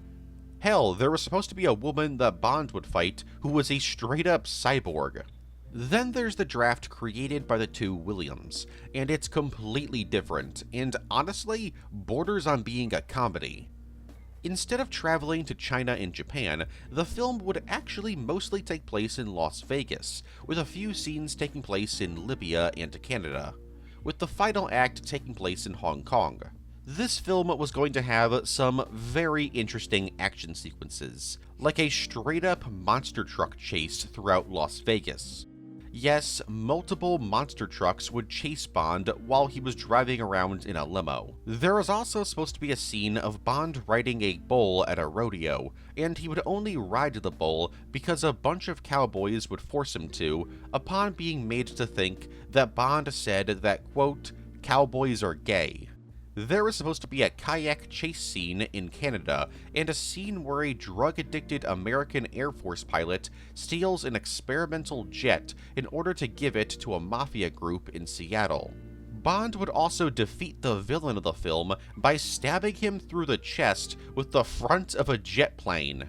While this film never ended up happening, elements from these drafts would be used in future films. Notably, the villain was eventually turned into Elliot Carver in Tomorrow Never Dies. The monster truck sequence eventually turned into the tank sequence in GoldenEye, and the film's opening action sequence involving Bond going on a mission to a power plant was turned into the opening action sequence in GoldenEye. To end this entry, let me explain the title, The Property of a Lady. This title is actually not accurate. It's only been rumored that this film's title would have been The Property of a Lady, and it seems like the title was never actually considered, as Ruggiero has mentioned that he never heard anyone refer to the film as The Property of a Lady during development. Original casting. Just like with every other film ever made, some actors just didn't make the cut when they auditioned for roles in James Bond films. That, or they declined a role offered to them. Here's a list of some actors who either auditioned for roles, were offered roles, or were considered for roles in Bond films, but for whatever reason didn't end up getting the part. For Dr. No, Christopher Lee, Noel Coward, and Max von Sydow were considered for the role. For Goldfinger, Orson Welles, Tito Svandes, and Theodore Bickle were considered for the role. For Vesper, Scarlett Johansson, Angelina Jolie, Rachel Sterling, Olivia Wilde, Jessica Simpson, and Rachel McAdams were considered for the role. For Max Zorin, David Bowie, Mick Jagger, Sting, and Rutger Hauer were considered for the role. For Domino, Julie Christie, Raquel Welch, and Faye Dunaway were considered for the role. For Jinx, Selma Hayek, Sophie Ellis-Bextor, and Whitney Houston were considered for the role. For Solitaire, Goldie Hawn, Helen Mirren, and Catherine Deneuve were considered for the role. For Elektra King, Mila Jovovich, Sharon Stone, Catherine Zeta-Jones, and Elizabeth Hurley were considered for the role. For Elliot Carver, Alan Rickman, Terrence Stamp, Ian McKellen, and Anthony Hopkins were considered for the role. For Holly Goodhead, Sylvia Crystal, Carol Bouquet, and Jacqueline Smith were considered for the role. For Natalia Simonova, Elizabeth Hurley, and Elle Macpherson were considered for the role. For Mr. Hanks, Dwayne Johnson was considered for the role. For Christmas Jones, Tiffany Thiessen and Natasha Henstridge were considered for the role. And finally, for Tracy Bond, Jacqueline Bisset, Catherine Deneuve, and Brigitte Bardot were considered for the role. Novel differences. Like with the deleted scenes entry, there's far too many differences for me to list in just one video, so I'm only going to go over a few of the more notable ones. Dr. No features quite a few changes from the original novel. For example, not only is Dr. No a member of the Soviet Union in the book, but he also has a completely different death by being buried alive under a bunch of guano. What's guano? Well, that's a type of fertilizer made up of seagull poop. So yes, Dr. No was killed by suffocating in seagull poop. But that's somehow not the most notable change. No, that would be the removal of the giant squid fight. Yes, James Bond battles a giant squid in the novel version of Dr. No. Probably the most famous change a film's made to the Bond novels is Goldfinger's plan in, well, Goldfinger. In the original novel, Goldfinger plans on stealing all of the gold from Fort Knox. This was changed for the film because this plan didn't really make sense, as this would take multiple days. Please ignore the fact that Goldfinger's plan in the film version also doesn't make much sense either when you think about it. Goldfinger is also pretty different in the book, as his love for gold is explicitly shown to be sexual, and he's really obsessed not just with gold, but also the color yellow, and really anything vaguely like the color of gold. That's actually why Oddjob works for him, as well, in the early to mid 20th century, a lot of media portrayed Asian people via racist depictions with them being yellow. So, Goldfinger had Oddjob working for him alongside a bunch of Korean servants in the novel because Goldfinger's racist. He literally calls them slurs involving the word yellow in the book. Moonraker is also pretty different, as in the novel, Moonraker isn't a space shuttle, but instead an upgraded version of a V-2 rocket armed with an atomic bomb. Hugo Drax is also a member of the Third Reich in the book, and there's also not a single scene in the book that takes place in space.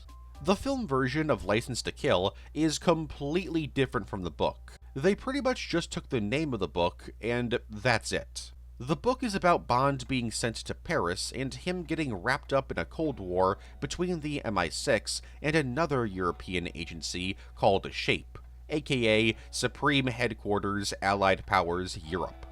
A similar situation happened with Quantum of Solace. They basically just took the name and didn't adapt the actual story, which in this case is kinda fair, because this short story is literally just Bond talking at a dinner party. There's no fights or really any spy stuff involved. There's also differences that appear in multiple books, or films I guess. For example, everyone knows that Bond has a license to kill, and uses this license quite a bit. But in the original novels, while he does still have this license to kill, he doesn't use it nearly as often as in the films. The final big change that I'll mention comes from Diamonds Are Forever. In the original novel, Blofeld wasn't in it. In fact, Blofeld hadn't even been created yet, as he was introduced in the novel Thunderball in 1961, while the novel Diamonds Are Forever came out in 1956. That's actually something I should briefly mention. The Bond films are adapted completely out of order. For example, Live and Let Die is the 8th Bond film, but it's the 2nd Bond novel. Goldfinger is the 7th Bond novel, but the 3rd Bond film, and The Man with the Golden Gun is the 9th Bond film, while it's the 12th original Bond novel. The Live and Let Die controversy. Live and Let Die is notable not only for it being the first Roger Moore Bond film, but also for being responsible for at least 2 people developing an inflation fetish. It's also notable for being fairly controversial due to some people accusing the film as being racist. These accusations come from the film's handling of the topic of Haitian voodoo and how most of the film's black cast plays gangsters, pimps, drug traffickers, and cultists. People have argued against this by claiming that Live and Let Die is actually an extremely anti-racist film, as the film is very obviously inspired by blaxploitation films, which explains why so many black characters in the film fall under stereotypes, like pimps and gangsters, since blaxploitation films play with stereotypes. However, some people have countered this argument by saying, sure, that's all fine and dandy, but the whole point of blaxploitation films is that the film stars black characters who solve problems for the black community. Basically, if Bond were a black character, this whole blaxploitation argument would work more, but as it stands, it's more like Bond is a white savior, which is something that you're not gonna find in many blaxploitation films. But on the other hand, people counter this argument by pointing out that, for quite a while, some of the only roles that black actors could get were in blaxploitation films, so a Bond film delving into this genre was a good way to give a bunch of black actors not only work, but high-profile work, since it's a James Bond film. What do you guys think? Please be civil in the comments.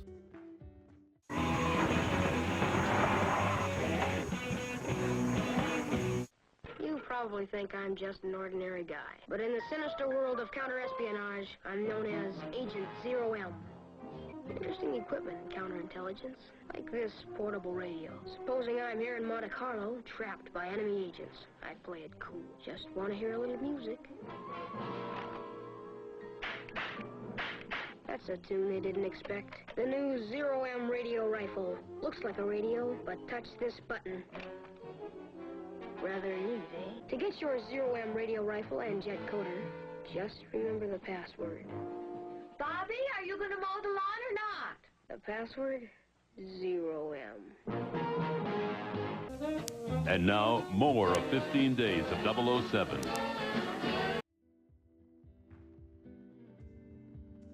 James Bond Jr. James Bond Jr. is probably the most infamous piece of James Bond media, and to this day is the only real James Bond spin-off series. I'm sorry, you're never going to convince me that Road to a Million counts. Despite being a James Bond series, not a single Bond character outside of villains appear in the show. Instead, we follow James Bond Jr., who is not James Bond's son. No, he's his nephew. We also get IQ, the grandson of Q, Gordo, the son of Felix, Phoebe, who's maybe related to Moneypenny, and Tracy Milbanks. She's not related to anyone. And together they face off against the forces of Scum, saboteurs and criminals united in mayhem. Scum's actually a crazy organization because a ton of Bond villains just decided to join this group after their encounters with Bond, like Goldfinger, Oddjob, Dr. No, Knick-Knack, and Jaws. They're led by the iconic villain Scumlord, and the group also features a ton of original villains, who are, very strange to put it lightly. There's Walker D. Plank, who is basically a pirate version of Stromberg. Spoiler, who is the leader of the Scum biker gang division. Pharaoh Firo, who's a dude dressed up as an Egyptian pharaoh who wants to take over Egypt. And Dr. D. Range, a French mad scientist who is obsessed with radiation. There's also a few non-Scum bad guys, like the Worm, who suffers from heliophobia, and the Chameleon, who is basically just the Marvel character, the Chameleon, except he uses nanotechnology to change his appearance. So basically, he's if the Chameleon appeared in the MCU. The series ran from September to December of 1991, with 65 episodes being produced, and as you can tell, it's very different from your standard Bond story. Basically, it's the James Bond series if it were a Saturday morning cartoon. This has led to the sub-franchise being sorta divorced by the rest of the series, as no new Bond Jr. content has been made in decades. And yes, I said sub-franchise, as James Bond Jr. wasn't just a cartoon series. It was made as part of a campaign to make the Bond franchise more appealing to kids, as it was believed at the time that the franchise may not be relevant anymore. So in order for the Bond franchise to survive, they needed to adapt. So several children's books were released in 1992 to support the franchise, alongside an 8-issue comic miniseries being produced by Marvel. And there were even 2 different video games based on the cartoon, alongside a ton of toys. So, did this sub-franchise succeed? No, not really. The series wasn't very popular, which is honestly completely understandable. Adult Bond fans aren't really going to be into this show, and the kids who may like the show probably wouldn't be interested in the films, seeing as they're so completely different in tone. Like, imagine a kid watching this show and then going to watch the most recent Bond film at the time, License to Kill. Shockingly, this series is actually partially based on a novel, that being The Adventures of James Bond Jr. 003½. Released in 1967, the book follows James Bond Jr. and doesn't really have much else to do with the cartoon. They essentially just took the concept of Bond having a nephew named James Bond Jr. and did a completely different spin on the character. The most interesting thing about this book is the fact that, to this day, nobody knows who wrote it. The book's not lost by any means, it's just that the author, R.D. Mascot, doesn't exist. It's a pseudonym, and nobody has come forward as being him. Though many people have speculated that mascot was actually either Roald Dahl, Kingsley Amis, or Arthur Calder Marshall. Overall, the cartoon series James Bond Jr.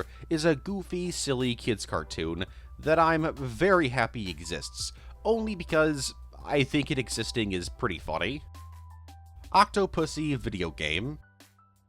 In the early 1980s, development began on a video game based on the film Octopussy, with it being announced to release on the Atari 2600. Planned for a summer 1983 release, the game was never actually released, despite being advertised.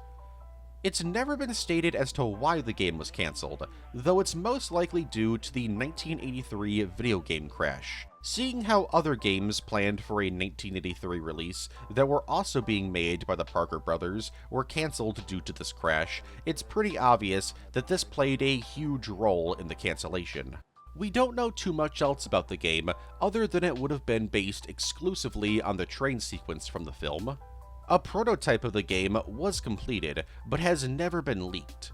Despite being cancelled, the game's box art was actually reused for another Bond game, titled James Bond 007. The Rock is a James Bond film.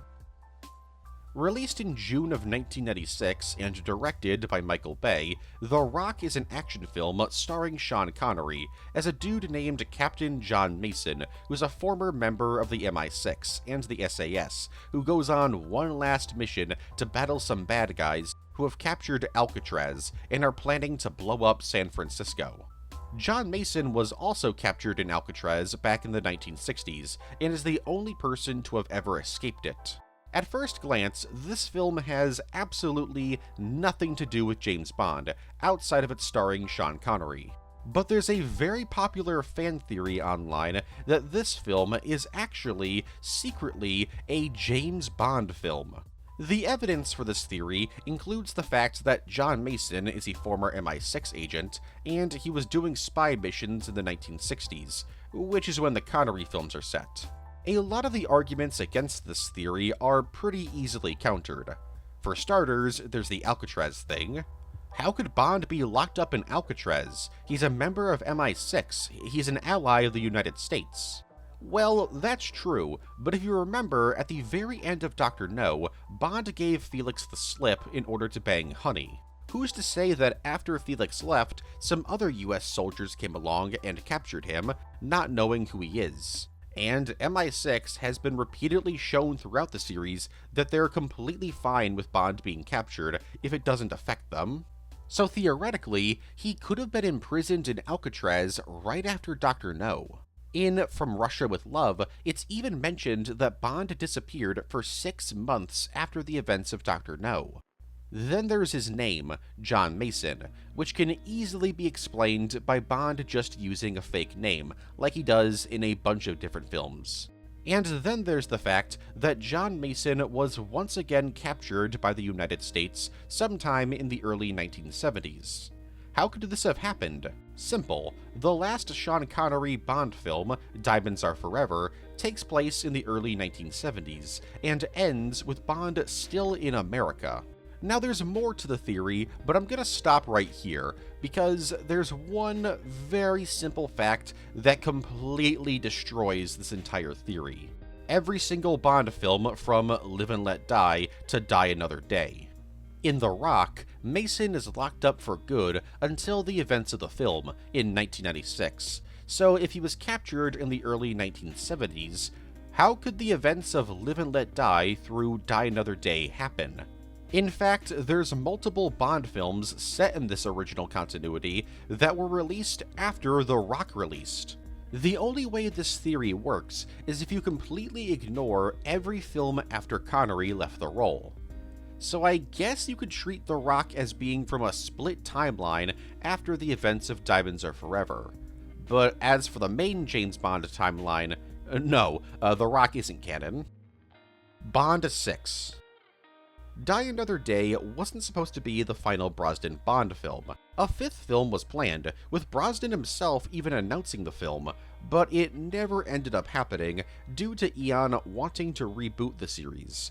Though rumors also state that Brosnan was asking for a raise for the next film, which led to Eon firing him, though he wouldn't leave the franchise right away, as the 2004 video game Everything or Nothing starred Brosnan's Bond.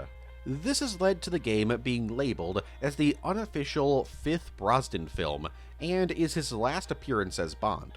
But it wasn't supposed to be his last. A sequel to Everything or Nothing, codenamed Bond 6, a reference to how this would be the unofficial 6th Brosnan film, began development in 2003 with a release window of 2005.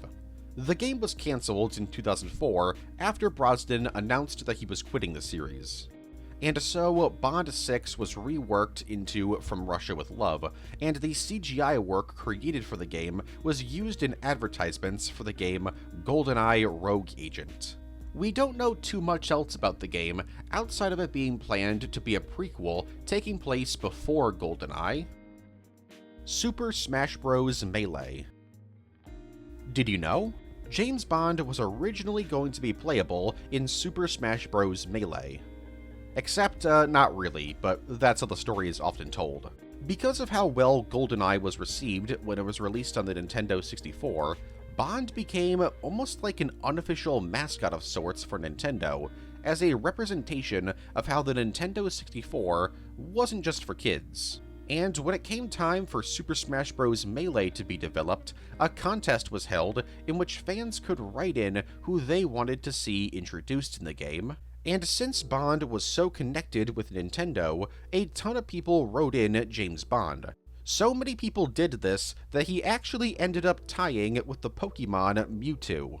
However, Bond never actually had a chance to be in the game, with Masahiro Sakurai explaining at the time to fans as the reason being a result of, quote, adult matters. These adult matters being a three-way combination of factors.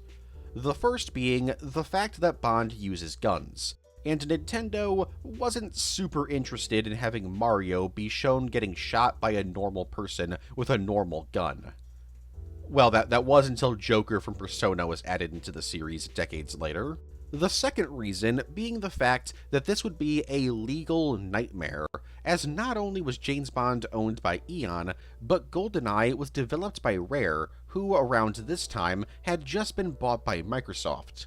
That's not even to mention the rights issues involving having Brosnan's Bond appearing, like they would have to pay for Brosnan's likeness. And finally, there's the fact that there's a rule when it comes to Smash Bros. In order to be in a Smash Bros. Game, the character needs to originate from a video game, so James Bond literally can't show up as he originates from a novel. While Bond himself doesn't show up in Melee, the American version of Melee does feature the proximity mine from GoldenEye as a usable item, though for the Japanese release of the game, this mine was redesigned to be from the Perfect Dark series instead. John Smith Special Agent. Remember how I said that there were 2 video games made for James Bond Jr.? Well, that's only kinda true. The NES James Bond Jr. game, released in 1992, was actually a completely different game, originally called John Smith Special Agent, which honestly sounds like it'd be the reverse, like the James Bond Jr. game got cancelled, so they renamed it and sold it under a different title. But no, it was actually the other way around. Developed by Eurocom, John Smith was turned into Bond Jr. because Eurocom couldn't actually find any publisher that would buy the game. That was until THQ bought the game and modified the game's sprites to relate to James Jr. Bond. The original version of this game was never released officially, though a prototype of John Smith eventually found its way onto eBay, where it'd be sold in November 2015, and would then be dumped online in March of 2016. So now you can play this cancelled game that had to be transformed into a Junior Bond James game in order for anyone to give a crap about it. Kinda sad when you think about it. For Your Eyes Only poster controversy. Released in June of 1981, For Your Eyes Only sparked some controversy when it was released. Not for anything actually in the film, but instead because of its poster. A ton of people in the United States were freaking out about the poster, calling it inappropriate and far too adult to be shown in public. This is despite the woman in the poster, she's wearing a bathing suit, so it's not like I get it, you see an ass, but it's not like she's naked. This led to various newspaper companies in the US to censor the poster. For example, the Boston Globe edited the poster so that you couldn't see anything above the woman's knees. But some newspapers went above and beyond by drawing clothing on the woman. Some newspapers gave her shorts, while others gave her a skirt. Wei Lin spin-off film. During development on Tomorrow Never Dies, it was decided that a spin-off film following Wei Lin was going to be made. Michelle Yeoh was set to reprise the role, and, well, that's it. Maybe. See, it's been reported for years that Wei Lin was planned at one point to get a spin-off film. However, in researching for this video, I couldn't actually find a single credible source to this claim outside of a very brief mention in a Variety article. So because it appears in this article, I assume that a spin-off film was in the cards at some point, but most likely only for a very brief time. Though, at the same time, this might be a case of misremembering, as we know that Wei Lin was supposed to return in Die Another Day in a brief appearance in Hong Kong. However, due to scheduling issues, Wei Lin was removed from the film and replaced with the character Mr. Chang. No, not that one. Yeah, that one. So maybe over the years, people have misremembered this fact as Wei Lin getting a spin-off film. I'm not sure, to be honest. James Bond fought and killed a dinosaur. In issue 2 of 007 Serpent's Tooth, James Bond battles his strangest opponent ever. While on his mission to take down the dude who injected reptile chromosomes into his blood, by the way, his name is Indigo, Bond travels to Peru, only to discover that this dude isn't just interested in destroying the world so that he can rebuild it in his own image. No, he also had multiple UFOs built in order to abduct people, with the idea being that when the police heard that UFOs were involved in the disappearances, they would write the cases off as hoaxes. Anyways, Bond battles a UFO for a bit, only for him to eventually stumble upon the bad guy's lair. And inside the lair is something even crazier. Turns out, the dude also had a bunch of prehistoric creatures cloned, ranging from giant dodos, cavemen, to full-on velociraptors. And as soon as Bond discovers this, Indigo traps Bond in a dome and unleashes the raptor on him, although it wasn't really Indigo trapping him on purpose. Turns out, his evil lair is located on a city-sized tank with a giant dome containing a temple and the prehistoric creatures on top of it, and Bond just so happened to be there when the dome was unleashed. Bond and the dinosaur battle for a bit, and James is pretty close to losing the fight. He only wins when the two of them fall down a tree and the raptor is impaled with a branch. While this is all happening, the giant tank moves underwater, and Bond eventually comes face to face with the caveman I mentioned earlier. Except, I lied. He's only a caveman in appearance. Turns out, this is actually 009, who was captured by Indigo at the beginning of the story. Now being called Goliath, he was heavily brainwashed and mutated into a caveman-like form and was ordered to kill Bond. But upon seeing 007, 009 recognized him and snapped out of his brainwashing, only to then get killed by Indigo. Honestly, Indigo might be the craziest Bond villain ever. Virtual Boy GoldenEye racing game. So GoldenEye 007 was released in 1997, just a year after the Virtual Boy was discontinued by Nintendo. But a version of the game was actually supposed to come out for the Virtual Boy well before the main N64 version. See, Nintendo really wanted the Virtual Boy to succeed, so they greenlit production on a Virtual Boy port of the game, while Rare made the N64 version. Sadly, almost nothing about this game is known, as it wasn't in development for very long, due to the Virtual Boy being a critical and commercial failure. We know that Rare wasn't working on the game, as they flat out denied involvement in the project. And we also know that it wasn't really going to be a port of GoldenEye. Instead, it was going to be an entirely different game in an entirely different genre. That being some sort of racing game. The game would have allowed you to drive one of James Bond's iconic cars and use it to destroy other cars while racing down a highway. Only a single screenshot has ever been leaked of the game, which, while not a lot, does prove that a prototype build of the game does exist somewhere in Nintendo's archives. At least, it's probably in their archives. Anthony Burgess's Bond film. In 1975, Anthony Burgess was hired by Eon to write a script for a James Bond film, though this script would be rejected, and pretty much nothing from it ended up in the film that we actually ended up getting, that being The Spy Who Loved Me. And this dude's script was kind of insane. Because not only was this going to be a James Bond film, but it was also going to be a Tremor of Intent film. What's Tremor of Intent? Well, that's a 1966 novel about an MI6 agent named Hillier who faces off against the Soviet Union. It's also kind of a comedy, but kinda not. So yes, this Bond film, written by Burgess, was going to be a crossover with a book that was also written by Burgess.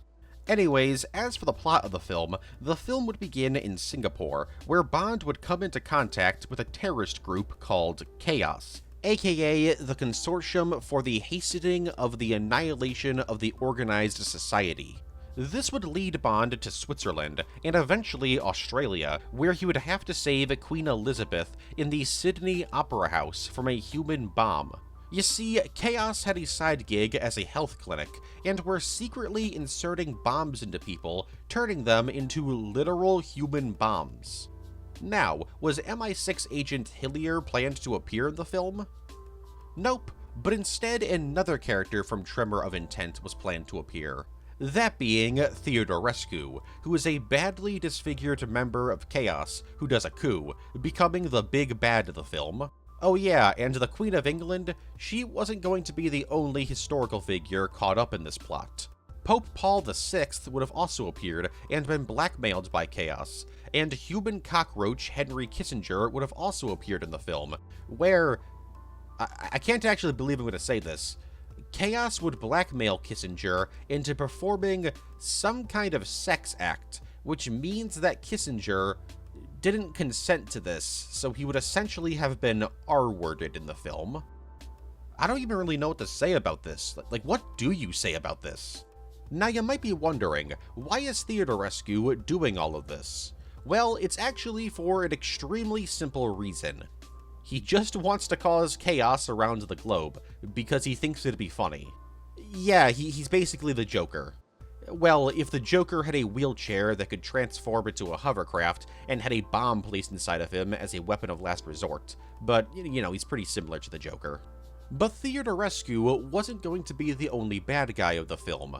There would also be a man named Fleming.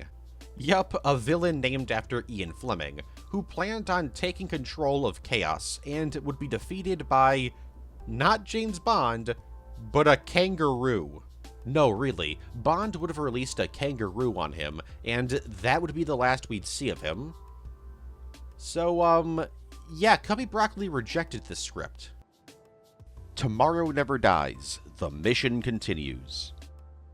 In May 1998, Tomorrow Never Dies was released on VHS, and for those who bought the film, they were in for a little surprise, as the VHS also featured a trailer for an upcoming James Bond video game titled Tomorrow Never Dies, The Mission Continues, which, as you can probably tell, was planned to be a direct sequel to Tomorrow Never Dies.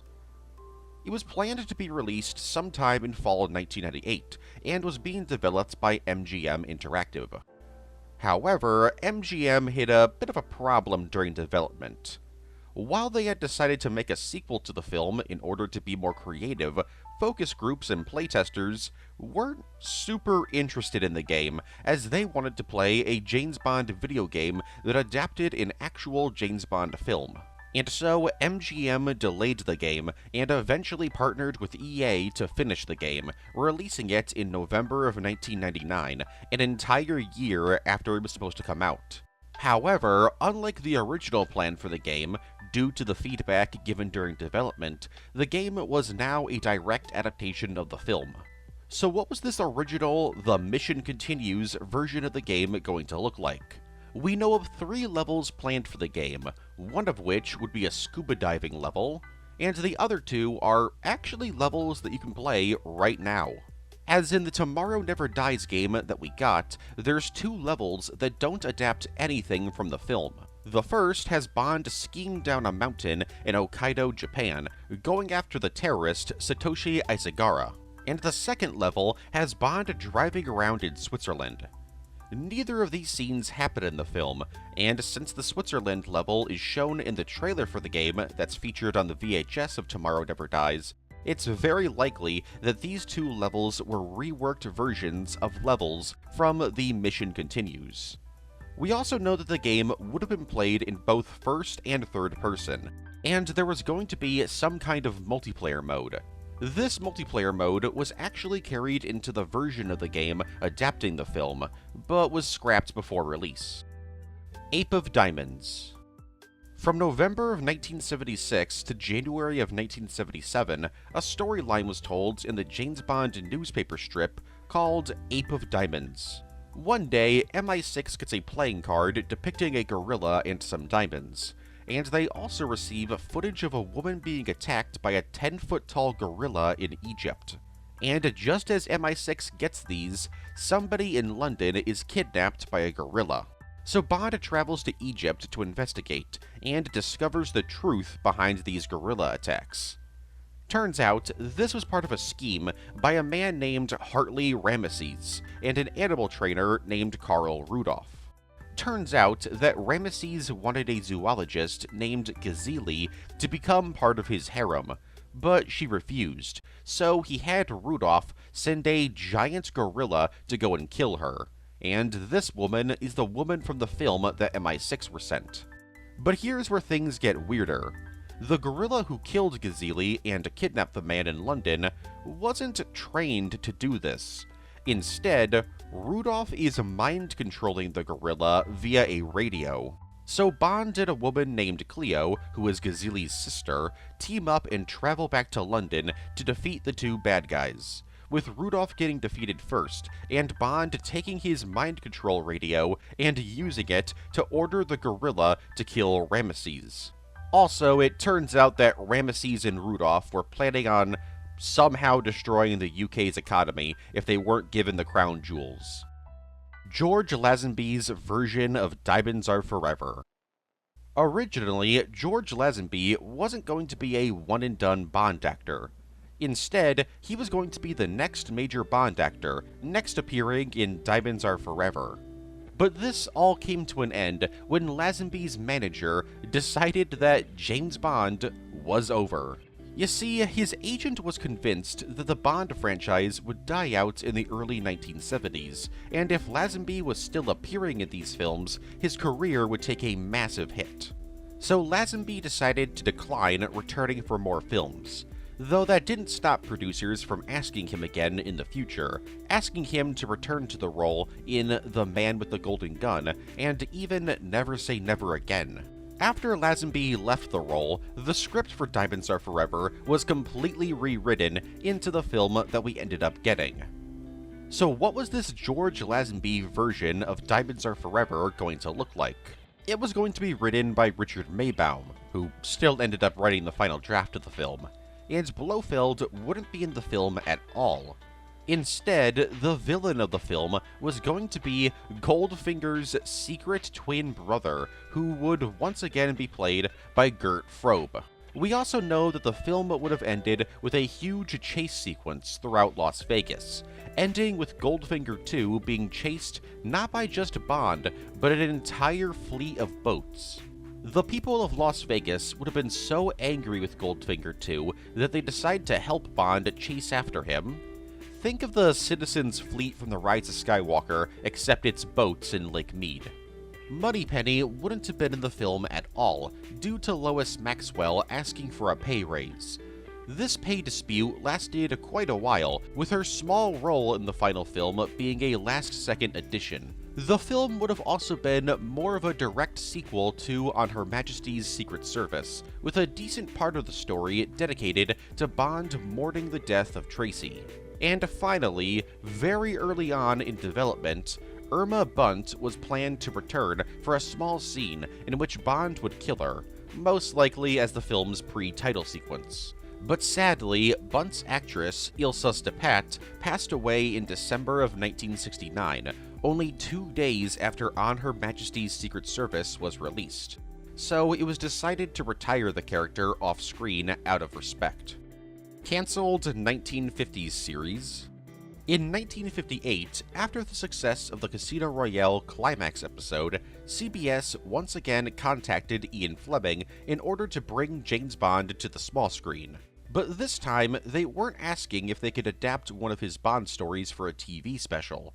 Instead, they were asking him to write an entire James Bond TV show titled James Bond Secret Agent.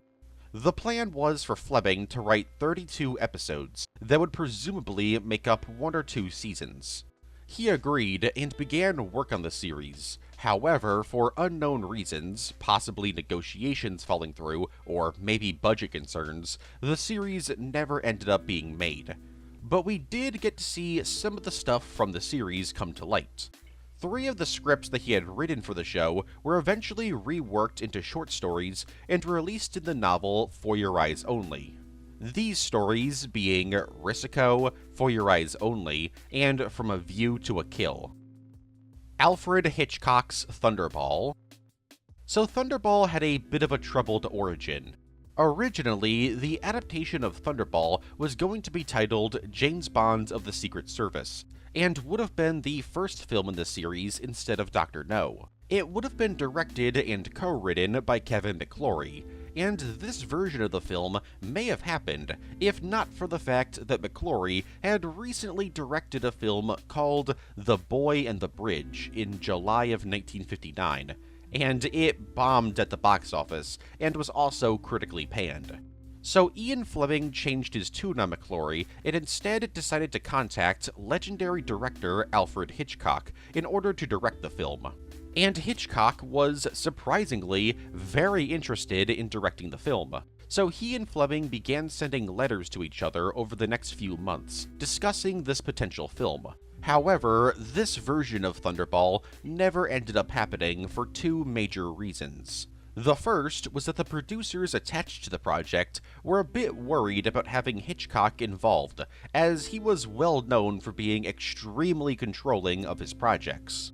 And the other reason was the fact that Hitchcock simply lost interest. As before he agreed to direct it, he got a taste of directing a spy film with the film North by Northwest, and so after that, he lost interest in making another spy film. The only other thing that we know about this film is the fact that Hitchcock wanted to cast James Stewart, an American actor, as Bond, an idea that Fleming was actually completely fine with Fleming even saying that Bond losing his signature British accent wouldn't be an issue. Mobile games. While everyone knows that James Bond has had a ton of games over the years, not nearly as many people realize that there's been a ton of games that were released exclusively on mobile devices, like phones. In fact, mobile phone James Bond games have been a thing since 2002. The very first of these games was 007 Ice Racer, released in November of 2002. Based on Die Another Day and developed by Infusio, this game was very simple. All you did was drive after Zhao while he drives off to his ice castle. You would have to destroy his car using your gadgets before he got to his castle, or your car ran out of gas. Like I said, it was very simple. A few months later, another game based on Die Another Day was released, this time being developed by Iomo. 007 Hover Chase had you driving around a hovercraft in North Korea in an endless runner type game. Basically, you drove the hovercraft through checkpoints while avoiding obstacles, until you were destroyed. though you weren't defenseless, as you were able to pick up weapons to destroy enemies. There was also a PvP multiplayer mode and a straight-up racing mode. Honestly, it's pretty stacked for a 2003 phone game. The next game is arguably the most unique James Bond video game ever created. Developed by Morpheme and released in January of 2006, Silverfin is a game based on the young Bond novel of the same name, released in March of 2005. This was an adventure stealth game and had you sneaking around guards for over a dozen levels. Unlike other stealth games, there's no combat in this game. If you're caught, you get 3 chances before the level restarts, though there are some enemies that just instant kill you. In November of 2006, a video game adaptation of Casino Royale was released. Developed by JavaGround, this was a traditional side-scroller platformer in which you battled bad guys throughout the plot of the film. Or at least most of the film. I don't think they adapted the ball-busting scene. Just a month later, another Bond game would be released, called James Bond Trivia. Developed by 8-Bit Games, it's just a trivia game. There's nothing really special here. The next game was released in November 2008. Once again developed by JavaGround, this game was an adaptation of Quantum of Solace, and it's basically just the Casino Royale game again, but this time adapting Quantum of Solace. It's just another very basic platformer. The next mobile game of this era was once again developed by JavaGround. It was titled James Bond Top Agent, and it's a weird one. You would create your very own James Bond OC and have turn-based fights with other players, using equipment you can collect from fights. There was even DLC, which was a series first. The final mobile game of this era was released in February of 2011. Developed by Gamalion Studios, 007 License to Drive is a top-down vehicle combat game that allowed you to drive around in cars, helicopters, and boats in various missions battling the iconic bad guy, Thierry Cogny, a French-Vietnamese terrorist. Never heard of him before? Well, that's because he only appears in this game. That would be the last mobile game until July 2015, in which we got James Bond World of Espionage. Developed by Glue Mobile, this game only lasted little over a year before it was shut down. This had you playing as an MI6 commander, recruiting and sending out agents into combat. You could fight against both the game and other players, and could even join alliances to battle enemy factions, basically a clan war. You also had facilities that you had to upgrade and receive supplies from. And, of course, you could spend real-life money to buy in-game currency. I'm not gonna lie to you, this game looks absolutely terrible. And it seems like it was, as it received extremely negative reviews from both critics and players alike. It honestly doesn't even look like a James Bond game. It looks like a fake scam game that you would see on the side of an adult website. And the current final James Bond mobile game is Cypher 007. Released in September of 2023 and developed by Tilting Point, this is another stealth-based game, but this time you can actually attack people, but not kill people. All of your guns are non-lethal somehow. The game is about Bond being captured and brainwashed by Spectre, but Bond is able to create mental recreations of his previous missions in his head, and he needs to relive these missions in this mental world in order to free himself of the brainwashing. Unlike other Bond mobile games, you can actually play this game on more than just your phone, as it's playable via the Apple Arcade. Once Upon a Spy. Skyfall wasn't the original third Daniel Craig film. In the late 2000s, writer Peter Morgan pitched a Bond script titled Once Upon a Spy. This film would have had to see Bond facing off against a Russian oligarch and M. Turns out, back during the Cold War, a British MI6 agent named Olivia Mansfield had an affair with another agent who just so happened to be a double agent working for the KGB. Turns out, Olivia is actually M. In the present day, this double agent passes away, and his son, who's a Russian oligarch, blackmails M for money in exchange for not telling the world that she once had an affair with a KGB agent. Bond would be the agent sent to make the delivery, but something would go wrong, and the film would end with M possibly being revealed to be a traitor, and Bond would have to kill her. We don't know much else about the film's plot, so we don't know why she was a traitor, nor do we know of any of the film's action sequences, or really most of the plot. This script was rejected by Eon, most likely due to the fact that they weren't super thrilled with the idea of M being revealed to be a traitor. Banned Laserdisc commentaries. In 1991, Criterion released laserdiscs of Dr. No, From Russia with Love, and Goldfinger. But not only did they release laserdiscs of the films, they also released film commentaries, which was a rarity at the time. These commentaries featured longtime Bond directors, writers, and editors Terence Young, Guy Hamilton, Peter Hunt, and Richard Maybaum. And these commentaries were very controversial, as when producers at Eon heard them, they immediately went to Criterion to demand they be recalled, as they claimed that these audio commentaries contained inaccurate, inflammatory, insensitive, and potentially libelous claims. And so Criterion halted the sales of these laserdiscs, and for years, they were basically lost to time. However, they have since been uploaded online, so you can now listen to these banned commentaries. And I kinda get why Eon lost their minds when they found out that these commentaries were being sold. The commentaries contained moments like Young and Maybaum talking about how they didn't really like Ian Fleming all that much. In fact, Maybaum hinted that he didn't even really like most of Fleming's Bond books, as he claimed that Fleming probably got bored of his books midway while writing them. Terence Young would also talk about how they quote-unquote stole scenes from films like North by Northwest and Last Year at Marienbad. Hamilton also talks about how he doesn't really like the film Goldfinger, which he directed. They also talked about how Sean Connery would overeat and had to hold in his breath for certain shots in order not to appear overweight. At the same time, they also talked about how they thought that Connery was pretty sexy, and how he could literally bang anyone he wanted to while filming his Bond films.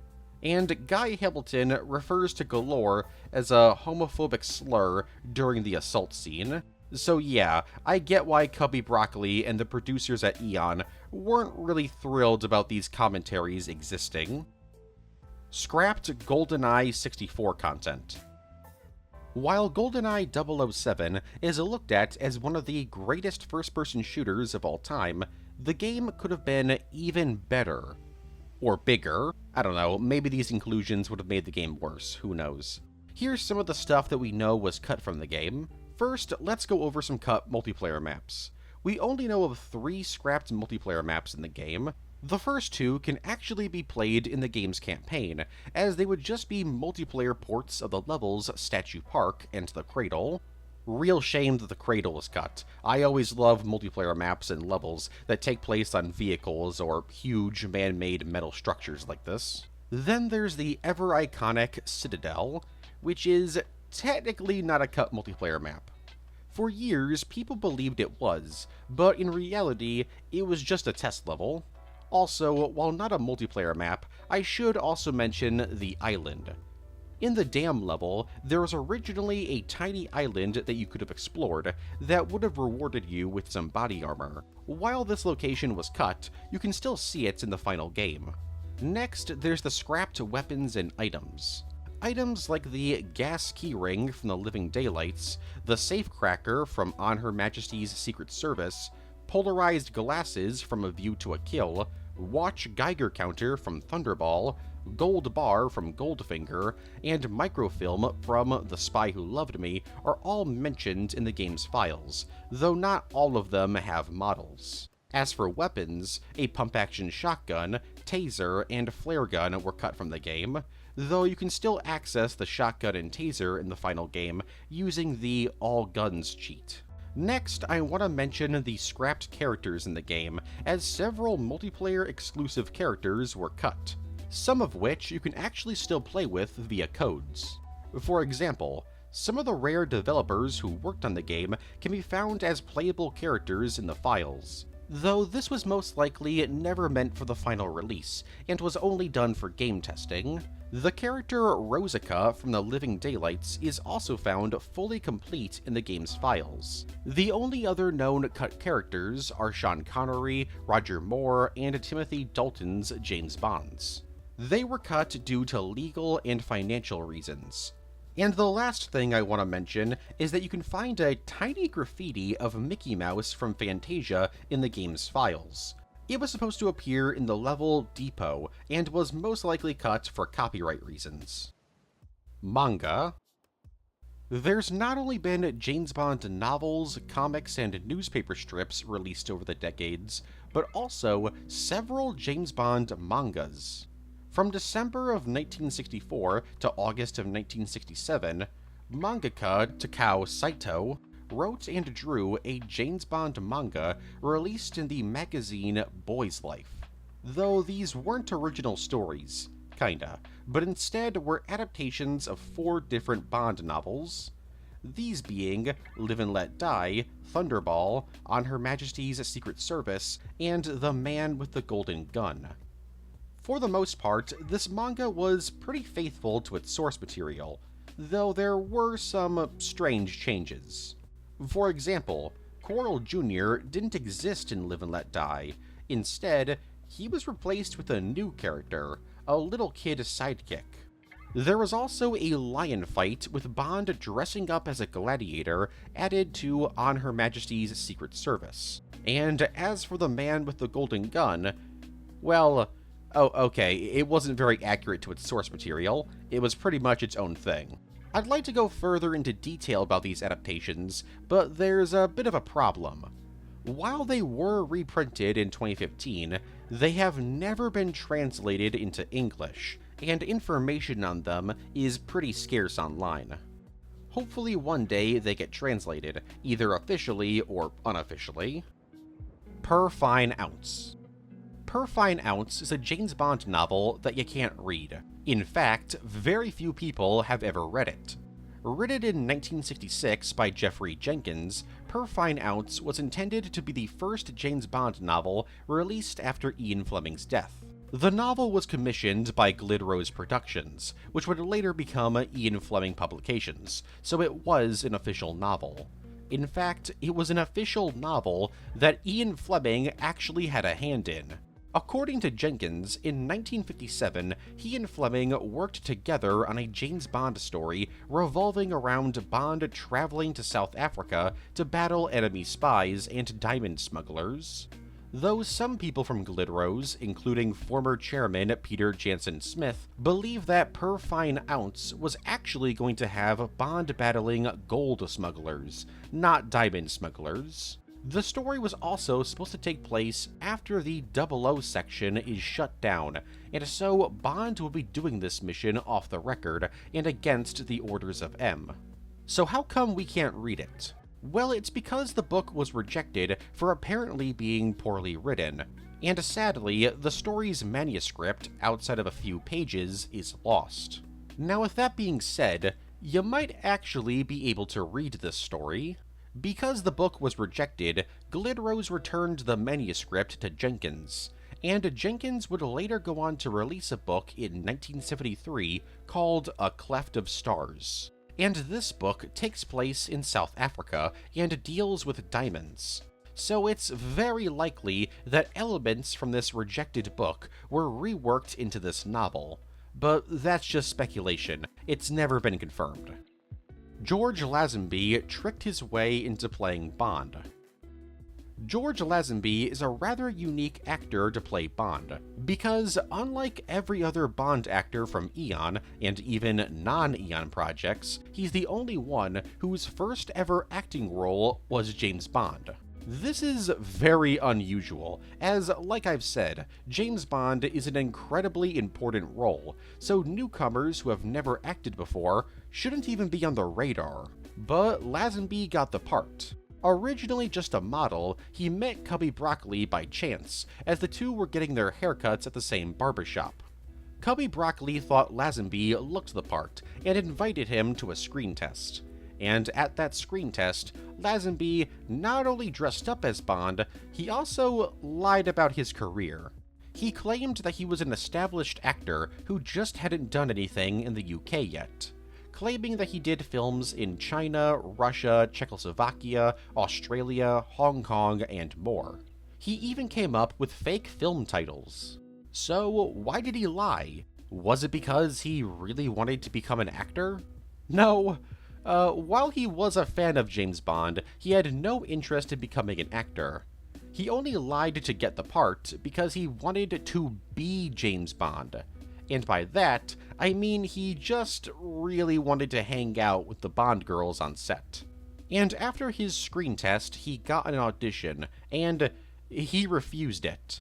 He didn't like Broccoli and producer Harry Saltzman's attitudes, so he lied and said that he had another audition in Paris, so he couldn't do it. But the two producers really wanted him to do a proper audition, so he eventually caved. And at one of these auditions, he accidentally punched a dude in the face, which actually impressed Broccoli. He also had to prove that he wasn't gay. No, that's not a joke.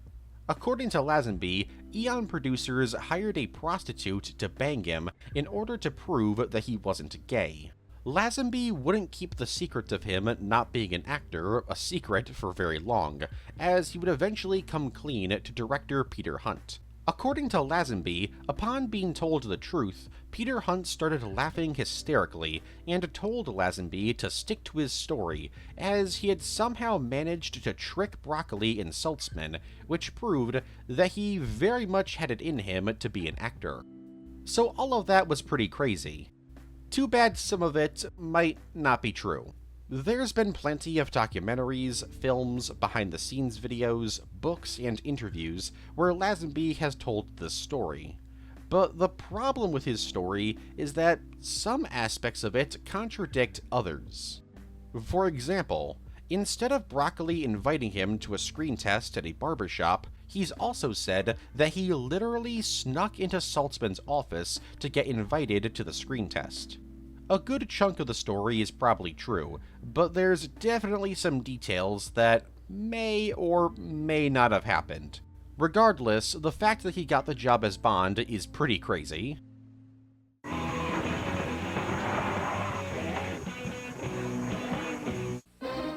Spy Tech, Case 207. Outside forces are moving into your sector. You and your partner use the Spy Tech communicators to maintain radio contact. Moving heavy equipment. With the Spy Tech periscope, you've got your eye on the situation. I'm going in. You go deep undercover to get it on film. With the Spy Tech hidden camera, it takes pictures around corners. Let's look around. They have spy tech. They on to us? Spy Tech, high-tech equipment that works. Each sold separately, new from Tyco. And now, more of 15 Days of 007.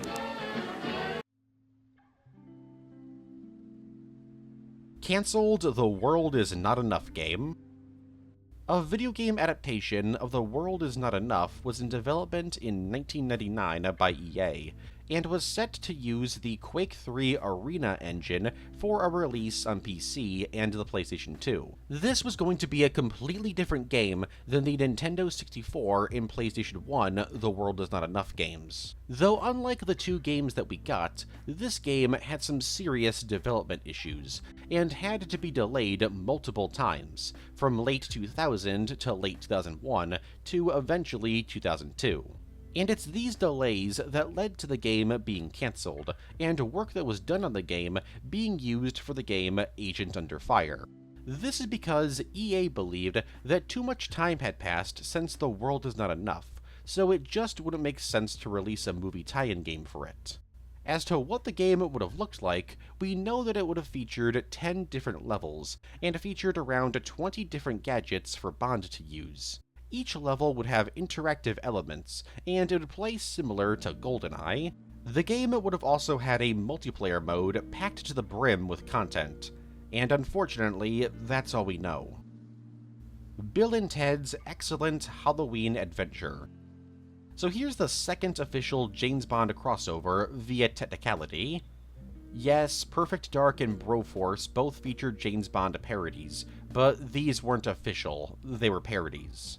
In October of 1996, as part of Universal's Halloween Horror Nights, a live show titled Bill and Ted's Excellent Halloween Adventure was held at the Wild West stage at Universal Studios, Florida.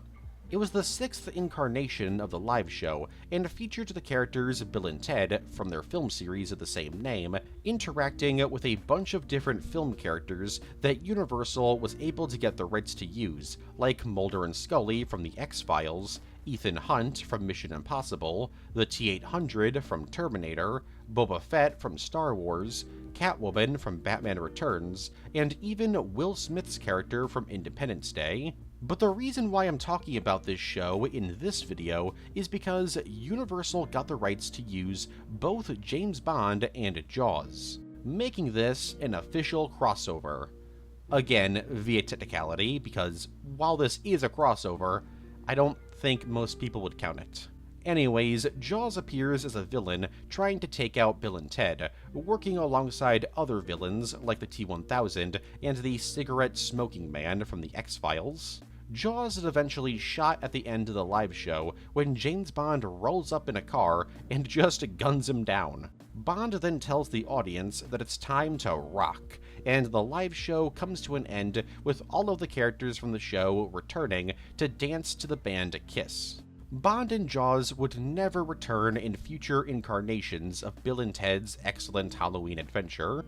We don't know why, but if I had to guess, it was probably because Eon regretted letting them use the Bond IP. Lois Maxwell's Moneypenny's Original Fate. While Lois Maxwell made her final appearance as Moneypenny in A View to a Kill, there was a chance that she wasn't going to be leaving the franchise entirely. An idea was floated around that while Maxwell was too old to play Moneypenny, she could instead play a brand new incarnation of M. Though when this idea was presented to Cubby Broccoli, he flat out rejected the idea, as he believed that audiences wouldn't be okay with a woman playing M, as that would mean that Bond would be taking orders from a woman. Though I guess he changed his mind, as he would later okay Judi Dench as M, who would play the character in 8 different films and 2 different continuities. But back to Maxwell. When this idea was rejected, she would then ask for Moneypenny to be killed off. But this was also rejected, and the character was recast. The Ian Fleming cameo myth. There's been rumors for years that James Bond creator Ian Fleming made a cameo appearance in From Russia with Love. However, unlike Michael G. Wilson's many cameos, this isn't actually true. According to the unofficial James Bond trivia book, Keeping the British End Up, released in November of 1987, this guy standing next to the train as it passes by is played by Ian Fleming. It's unknown if this is where the origin of this mystery comes from, but it's the earliest documentation of it being mentioned. This rumor may have begun when fans of the series discovered photos of Ian Fleming visiting the set From Russia with Love in an outfit similar to the one worn by Trainboy 54 here. At first glance, they do seem pretty similar, but there's one major problem.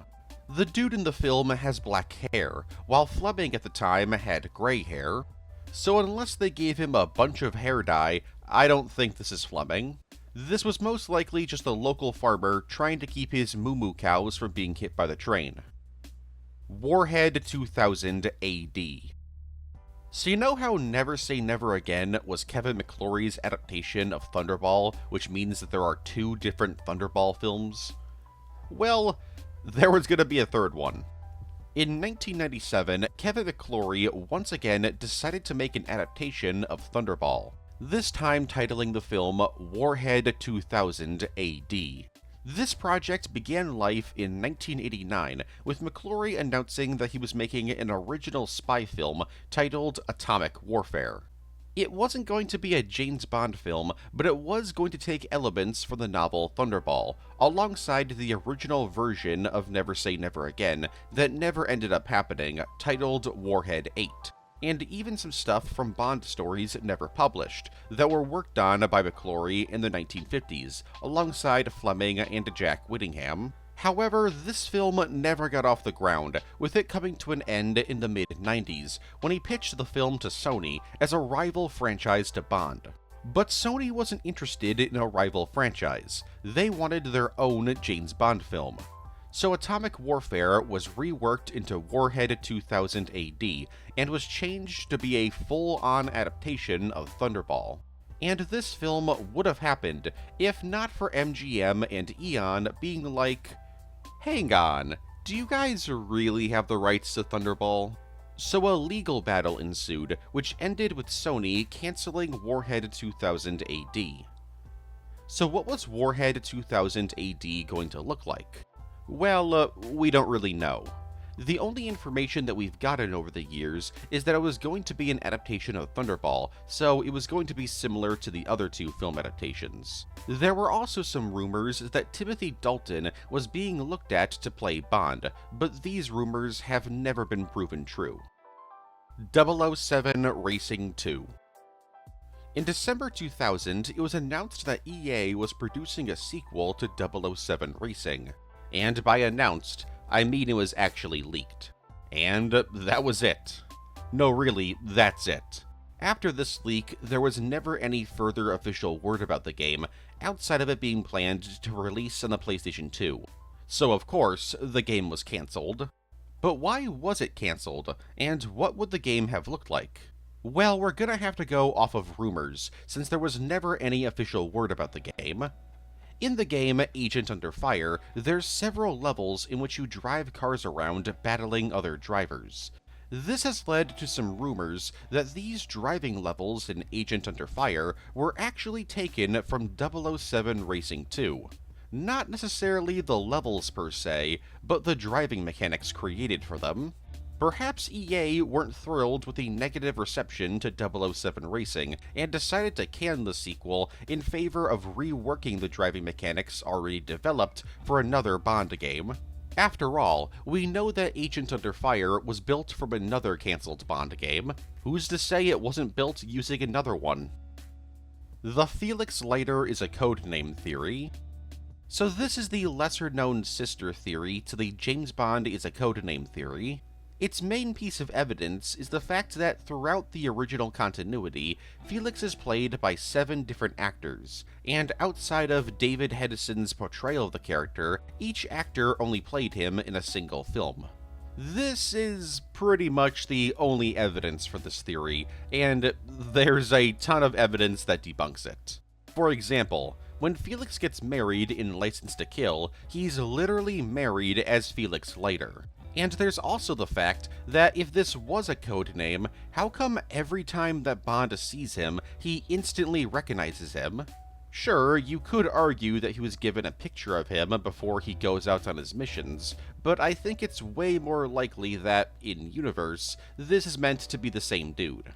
Also, Bond is Felix's best man at his wedding. It makes perfect sense for Felix to ask Bond to be his best man if they worked together since Dr. No. If this really was a case of a dude using a code name, they only met once before in Live and Let Die, as that was the only other time that Hedison played the character. So no, Felix is not a code name. Be Bond for a day. In 1990, KFC in the United Kingdom created a contest called Be Bond for a Day. At various video rental stores, there'd be copies of License to Kill that you could rent, that would have a special 3-minute-long bonus segment before the film began. Hosted by Chris Tarrant, viewers would be asked to call a hotline in order to answer 4 James Bond and KFC trivia questions, in order for a chance to win the contest. Your name and number would be written down and put into a lottery if you got the questions right. If you won, you'd be flown out to somewhere and be allowed to drive an Aston Martin. You would also get to ride in a high-speed motorboat and fly in a helicopter. And this would all end with a fancy dinner at the top of a casino. If you didn't win, but you were one of the 300 runners-up, you would get this t-shirt. So let's see if your name would get written down. Here are the 4 questions that were asked. In how many films has Timothy Dalton played James Bond? In License to Kill, what is Sanchez's pet? In KFC's advertisements, what is their famous tagline? And finally, how many secret herbs and spices are there in the Colonel's original recipe? So, who won the contest? I have no idea. In fact, those prizes that I mentioned, outside of the shirt, those may have not been the actual prizes. As in the video, all of that stuff is presented more like, wouldn't you like to do this? So if anyone knows the answer to who won the contest and what the prize actually was, please let me know in the comments. Zorin controversy. So if you watch A View to a Kill, you might notice a weird disclaimer saying, quote, "Neither the name Zorin nor any other name or character in this film is meant to portray a real company or actual person." Seems like a weird thing to have in this film, because, I mean, obviously that's true. I don't think Mayday is meant to represent anyone who's real. Well, this was added to the film in order to avoid legal issues, as while making A View to a Kill, nobody working on the film knew that the film's big bad, Max Zorin, had a very similar name to the real-life technology company Zorin. This wouldn't be such a big issue if it wasn't for the fact that Zorin has a company in the film called Zorin Industries, which is very similar to the real-life company, the Zorin Corporation. And to make matters somehow even worse, the Zoran Corporation is known for creating microchips, something that Max Zorin is extremely interested in. So in order to avoid any kind of lawsuit, this disclaimer was put in the film once they realized that the Zorin Corporation existed. Eon weren't trying to make a statement about this company, it was just a crazy coincidence. Maud Adams in A View to a Kill. Maud Adams is notable in the Bond fanbase for playing 2 different Bond girls, Andrea Anders in The Man with the Golden Gun, and Octopussy in, well, the film of the same name. But there's been rumors for years that Maud Adams didn't just appear in 2 Bond films, she appeared in 3 of them. The story goes that Maud Adams appears in a Blink or You'll Miss It cameo in A View to a Kill, as just a random background character. This story actually comes from Maud Adams herself, who claims that she visited Roger Moore and crew while they were filming A View to a Kill, since by this point, Moore and her were friends. And when she was at the set, it was decided that she would appear in a background shot as a fun little joke. So this story clearly happened, but that doesn't mean that she's actually in the film. As to this day, nobody has been able to find her, which seems to imply that whatever shot that she was in was cut from the final film. Maud Adams herself doesn't even know where she's supposed to be in the film, as she's asked people who were able to find her to tell her. Director John Glenn and even Roger Moore were pretty certain that she appears in the final film, as Maud's boyfriend at the time, who visited the set with her, does appear in the film, appearing in this shot right here. There's been 2 different women that fans have pointed out to as potentially being Maud Adams. First, there's this lady by the trolley, and then there's this lady walking in the background. But neither of these women can be her, as a promotional video shows what Maud Adams was wearing on the day that she visited the set, and while her boyfriend is wearing the same outfit as his cameo, Maud Adams isn't wearing the same outfit as either of these women. So, is Maud Adams in A View to a Kill? No, probably not. Quentin Tarantino's Casino Royale. In the mid-1990s, it was believed that the film rights to Casino Royale weren't actually owned by Eon, and so Quentin Tarantino decided that he was going to dip his feet into the James Bond film series by making his very own adaptation of Casino Royale. So in order to make sure that he could actually do this, he contacted Eon and asked them if they owned the rights to Casino Royale, to which they responded, "Yup." Turns out that a few years prior to Tarantino asking, Eon went to the Fleming estate and made a deal with them, making it so that they owned every single thing that Fleming had ever written. Well, everything except for elements from Thunderball like Blofeld and Spectre. So Tarantino's efforts to make Casino Royale crashed and burned before they even really began. That was until the early 2000s, when Tarantino attempted to once again make Casino Royale, but this time with Eon. However, this fell apart due to Eon not wanting to give Tarantino full creative control over the project. So what was Tarantino's version of Casino Royale going to look like?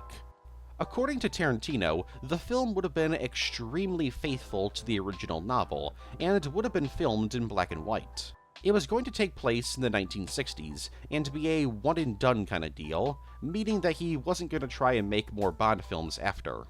We also know that he wanted Brosnan to play Bond, Uma Thurman to play Vesper, and Samuel L. Jackson to play Felix.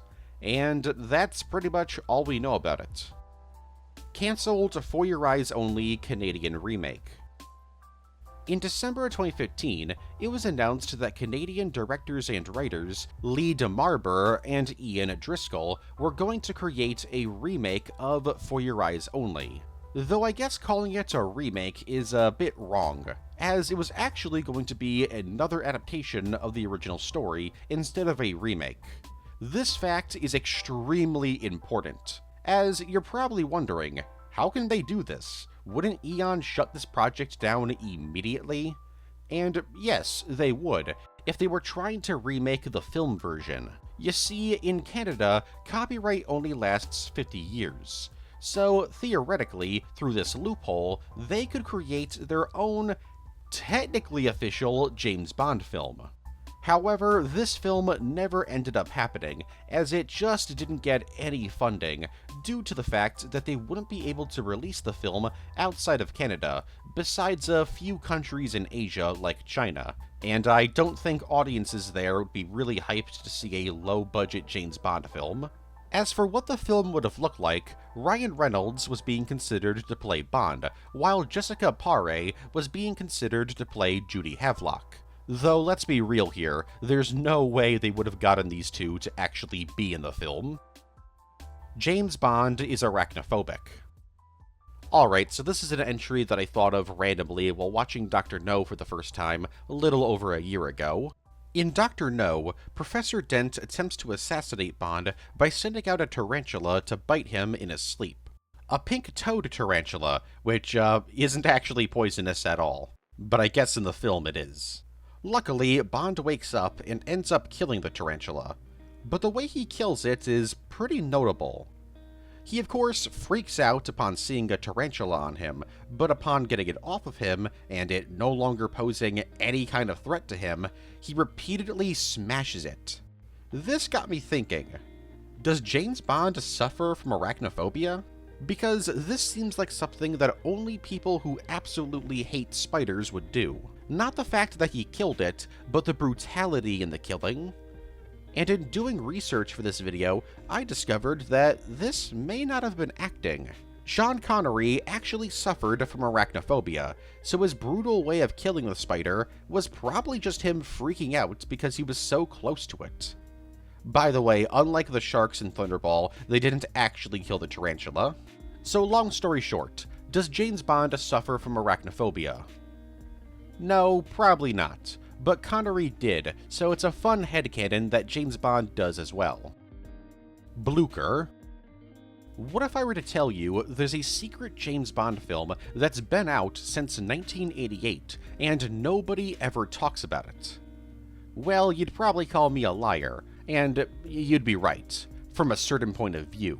Remember when I talked about James Bond comics and how Semic Press, a Swedish comic book company, published a bunch of James Bond stories from 1965 to 1991? Well, one of these stories was titled Operation Blucher and was released in 1984. Written by Sverre Arns, the story follows Bond traveling to Norway to locate a sunken German submarine from World War II in order to prevent a Neo-Axis powers revolution from happening in England. as a man named Sir Ernest Gotheringham is a dude in the UK government who is working with a former member of the Third Reich on a plan to kickstart that revolution. He's been a double agent since World War II, and sends this Third Reich agent to try and get to the sunken submarine in order to destroy documents revealing his true allegiance, while Bond is trying to get those documents in order to ruin their plans. A few years after its publication, the story was adapted into a Norwegian film titled Blucher. But of course, all references to James Bond were removed from the film. So while this technically is not a James Bond film, it is a film based on a James Bond story.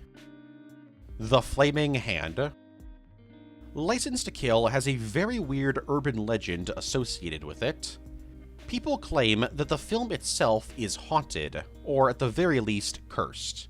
You see, while filming the tanker sequence for the film, the explosion that came from the destruction of the tanker briefly took the form of a hand. Nobody on set noticed this, and it was only spotted once they looked over the footage. At first glance, you might think that this is just a case of the human mind playing tricks, basically apophenia. But this gets a bit creepier when you realize where this scene was filmed. This explosion was filmed at the La Ramosa Highway in Mexico. This highway is believed by people to be incredibly haunted, as several people have died on the highway via crashes. There's also been several disappearances on the road, and even stories, that are probably fake, about cult sacrifices occurring there as well. And because of these stories, there's been a ton of ghost sightings on the road. So, could this flaming hand be a message from the other side? A ghostly warning to keep your hands on the wheel at all times? No, probably not, but it's fun to think about. Cary Fukunaga's horrible idea for a Bond film. Before he became the director of No Time to Die, Cary Fukunaga pitched an idea for a Bond film that I think most people would have absolutely hated. His original idea for Bond 25 was that the film was going to take place entirely in Bond's head. Essentially, the movie would be one giant dream sequence. He got the idea for the film while watching the scene in Spectre in which Bond is about to be hit with the Forget-Me-Not needle. While watching that scene, he was just like, what if everything up until the end of Act 2 was all inside of his head? So he pitched the idea to Eon, who rejected it for very obvious reasons. I think you can get away with Bond going through a dream adventure in a mobile game, but if you made the 25th Bond film one giant dream sequence, I think people would have been pretty upset. Lost South Africa 1958 Moonraker radio drama. In January of 1958, the radio station Springbok Radio in South Africa hosted a radio drama adaptation of the novel Moonraker. Not much is known about this radio drama, outside of the fact that it was performed live for roughly 90 minutes, and no known recording of it exists. The most interesting fact about the drama is that it starred Bob Holness as Bond, who is mostly known for being the host of the British version of the game show Blockbusters. Practically nothing else is known about the content of this adaptation, like how accurate it is to the book. And Holness is the only actor that we know was in it. The last thing that we know about the drama is that it was a decent hit at the time, and plans were put in place for future South African James Bond radio dramas. But these never happened due to Ian Fleming being more interested in Bond going to the big screen, which eventually led to Dr. No coming out.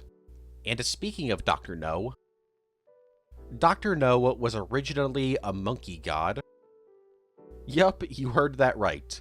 When it came time to adapt Dr. No into a film, one of the earliest drafts of the film's script changed the character of Dr. No quite a bit. Instead of him just being a dude with metal hands, he was going to be an idol of a monkey god that the people of Crab Key worshipped. And this monkey god would be real. The god would take the form of a human avatar who would lead the cult and have a pet monkey of his own. When this script was shown to Cubby Broccoli, he was very, very surprised. He instantly shut the script down and told the writers to rewrite the film to make it more accurate to the source material. Reunion with Death. So everyone knows about the cancelled third Timothy Dalton Bond film, But not as many people know that there was actually a fourth Timothy Dalton Bond film that was in very early development. Written in 1993 by Richard Smith, the film was titled Reunion with Death. A full script was never created, though a 37-page plot outline was. The film would follow Bond being sent to Japan after M's friend Sir Grey is assassinated by the Yakuza. So Bond would end up battling the Yakuza boss, Yasuhiro Nakasone. He would also cuck him. Yup, the Yakuza boss's wife was going to be Bond's love interest for the film. The most interesting aspect about the film, in my opinion, is that Bond would have teamed up with the children of Tiger Tanaka from You Only Live Twice. Bond would team up with Tanaka's son and daughter, with his son being the head of the Japanese Secret Service, and the film would end with a big battle at a Yakuza-owned castle, with Bond battling the Yakuza boss while he's dressed up in samurai gear. The Yakuza boss, that is. Bond wouldn't be dressing up as a samurai. Other plot details include Machiko, the love interest of the film, dying. The pre-title sequence would have taken place in a legally distinct Trump Tower, in which Bond would kill a double agent who killed 006. The big bad of the film would reveal that he had access to a railgun, and there would be a chase sequence in Italy. As for why the film was cancelled, well, the third film got cancelled, so, you can't really make the fourth film without the third film. Casino Royale, My Name's Bond. A lot of people believe that James Bond should always be played by a white guy, as that's how he was created. Regardless of how you feel about this, every single James Bond adaptation, whether it be a movie, game, comic, novel, or manga, has stuck to this. All except one. Sorta. In 2023, the all-female Japanese acting group, Cosmos Troupe, a part of the larger all-female acting group, Takarazuka Review, decided to adapt Casino Royale. And since it's an all-female group, that means that James Bond was played by a Japanese woman, her actress being named Makei Suzuho. Now, with that being said, in-universe, she's playing a white guy. Like, the character that she's playing, James Bond, is a white guy in the story, but she's obviously not. The stage play was performed from March to June 2023, and thankfully has actually been released on Blu-ray, so it's not lost to time. Though I doubt there's any official English subtitles in the Blu-ray, as it was only ever released in Japan. Though there were official English subtitles for when the play was officially live-streamed, but the Blu-ray doesn't advertise the fact that it has English subtitles, so it probably doesn't have them. As for its reception, it seems like most people enjoyed it, with many people saying that the first half is really good, but some people saying that the second half, while good, is utter insanity. I keep seeing people talk about dolphins, so I guess something crazy happens with a dolphin in the second act. There's not really much information about the actual contents of the play online, at least on the English side of the internet. I do know that the final song of the play, because this is a musical by the way, is called Just as Dolphins Love Humans, or Like Dolphins Loving Humans. I've seen it translated both ways, and that's all I know. Takeover. Takeover is a James Bond novel written by Ian Fleming in 1970, and sadly, it's never been released to the public. Now here's the thing, Ian Fleming died in August of 1964. So how could he have written a James Bond novel 6 years after his death? Well, it's pretty simple. His ghost wrote it. In October of 1970, a man who's never been identified, only ever referred to as Mr. A, wrote to Ian Fleming's brother, Peter Fleming, with a claim that he had some very important news regarding his dead brother. So the two met up, and Mr. A introduced Peter to his daughter, Vera, and the pair gave Peter a 60,000-word manuscript for Ian Fleming's final James Bond novel titled Takeover, a James Bond thriller. You see, earlier in the year, Vera claimed that her mother's ghost possessed her and wrote out this book at the command of Ian Fleming's ghost. So basically, Ian Fleming's ghost was telling Vera's mom's ghost what to write while possessing Vera.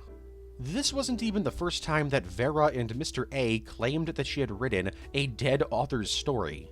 They believed that Vera's dead mom possessed Vera every once in a while, starting in December of 1969, and had written books for H.G. Wells, Arthur Conan Doyle, and Edgar Wallace, with Ian Fleming being the most recent ghost.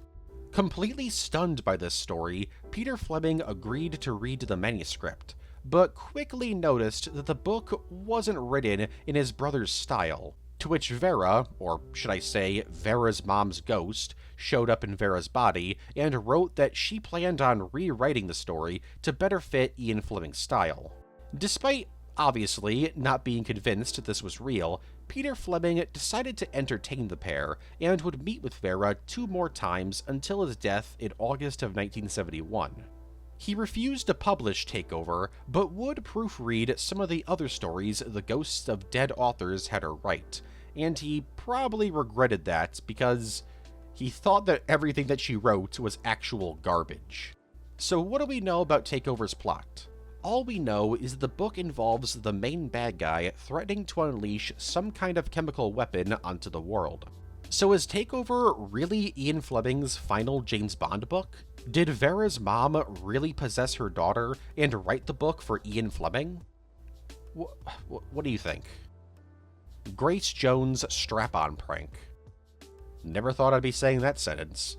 So Roger Moore was a bit of a goofball and loved pranking people on the set of the Bond films that he was in, A View to a Kill in particular. So once she was told that Moore was probably gonna prank her, Mayday's actress, Grace Jones, decided that she was gonna prank the prankster. So when it came time to film the romantic encounter between Bond and Mayday, Grace removed her robe, which revealed that she had a strap-on attached to her. She then jumped onto Roger Moore, which probably scared the crap out of him. According to director John Glenn, Grace Jones couldn't return to filming for about 10 minutes because she literally could not stop laughing. John Bingham, 7th Earl of Lucan. During development on You Only Live Twice, Broccoli and Saltzman realized that Sean Connery wasn't going to be Bond for much longer, and so began looking for a replacement. This, of course, eventually led to George Lazenby being brought on for the next film, but there was somebody else that Broccoli had at the very least wanted to screen test. That being a man named Richard John Bingham, 7th Earl of Lucan.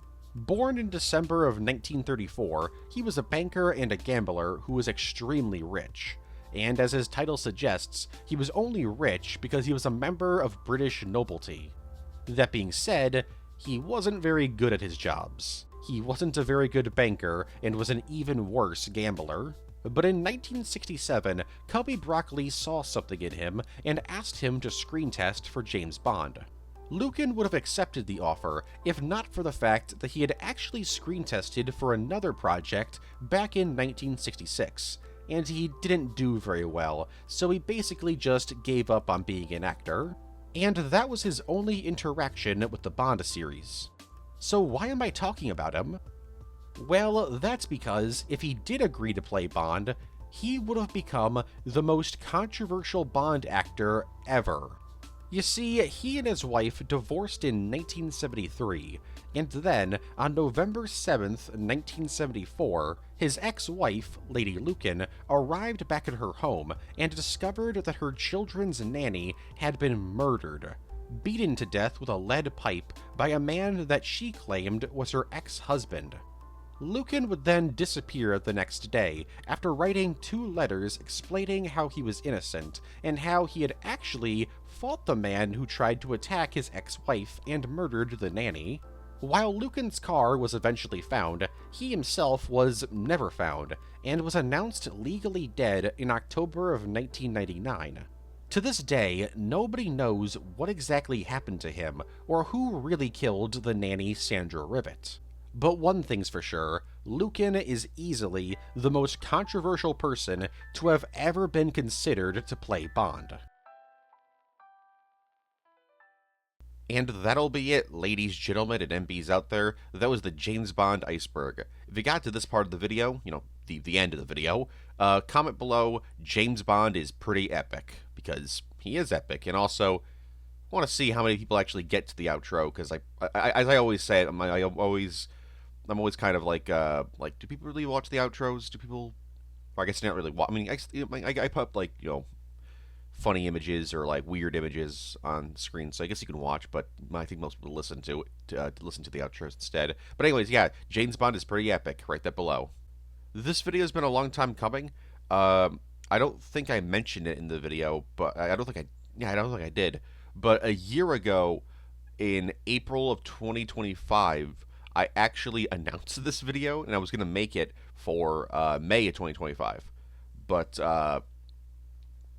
some things happened, and I was like, it's probably best for me to, make this closer to the release date of the James Bond game, which at that point in time, I don't think it was. Yeah, it wasn't titled. It wasn't titled yet officially. It wasn't because it was in June.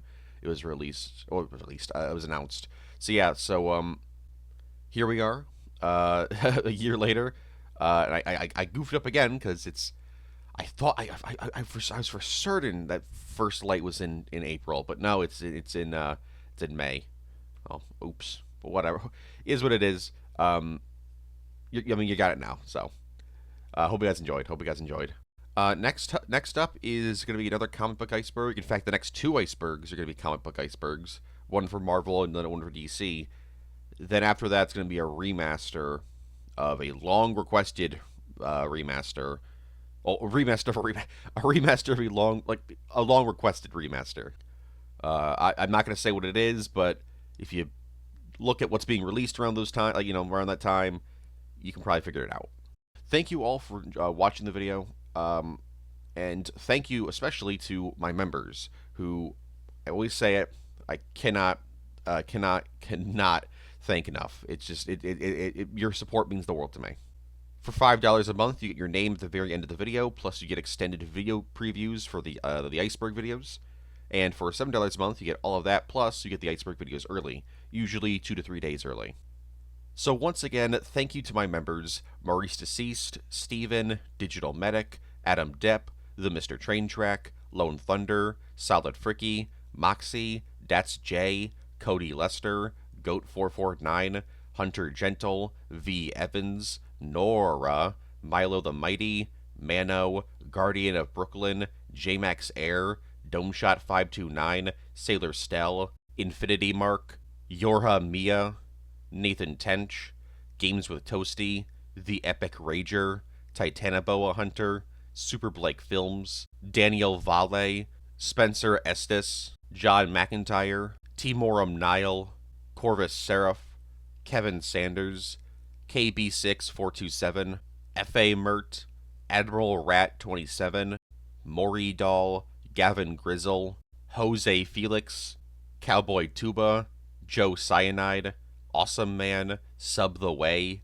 Wilder Diaz, Dewalig, Derry, Paste, Ismail IXQ8, Deadhead, Some Random Guy, Pitstab, Xenodusk, Freeton, James Miller, Evan Teisman, Luke Azier, Sperdala, Nick Jackson, Miley Bop, and Kyle Merrill. And that's it, really. I don't have anything else to say. I hope you guys enjoyed. Stay safe. Try to be happy as much as the best you can be. The world's in a bad spot and it just keeps getting worse. But try your best. No one can fault you for doing your best. And like I said, stay safe. And I'll see you guys in the next one. Take care and have a good one.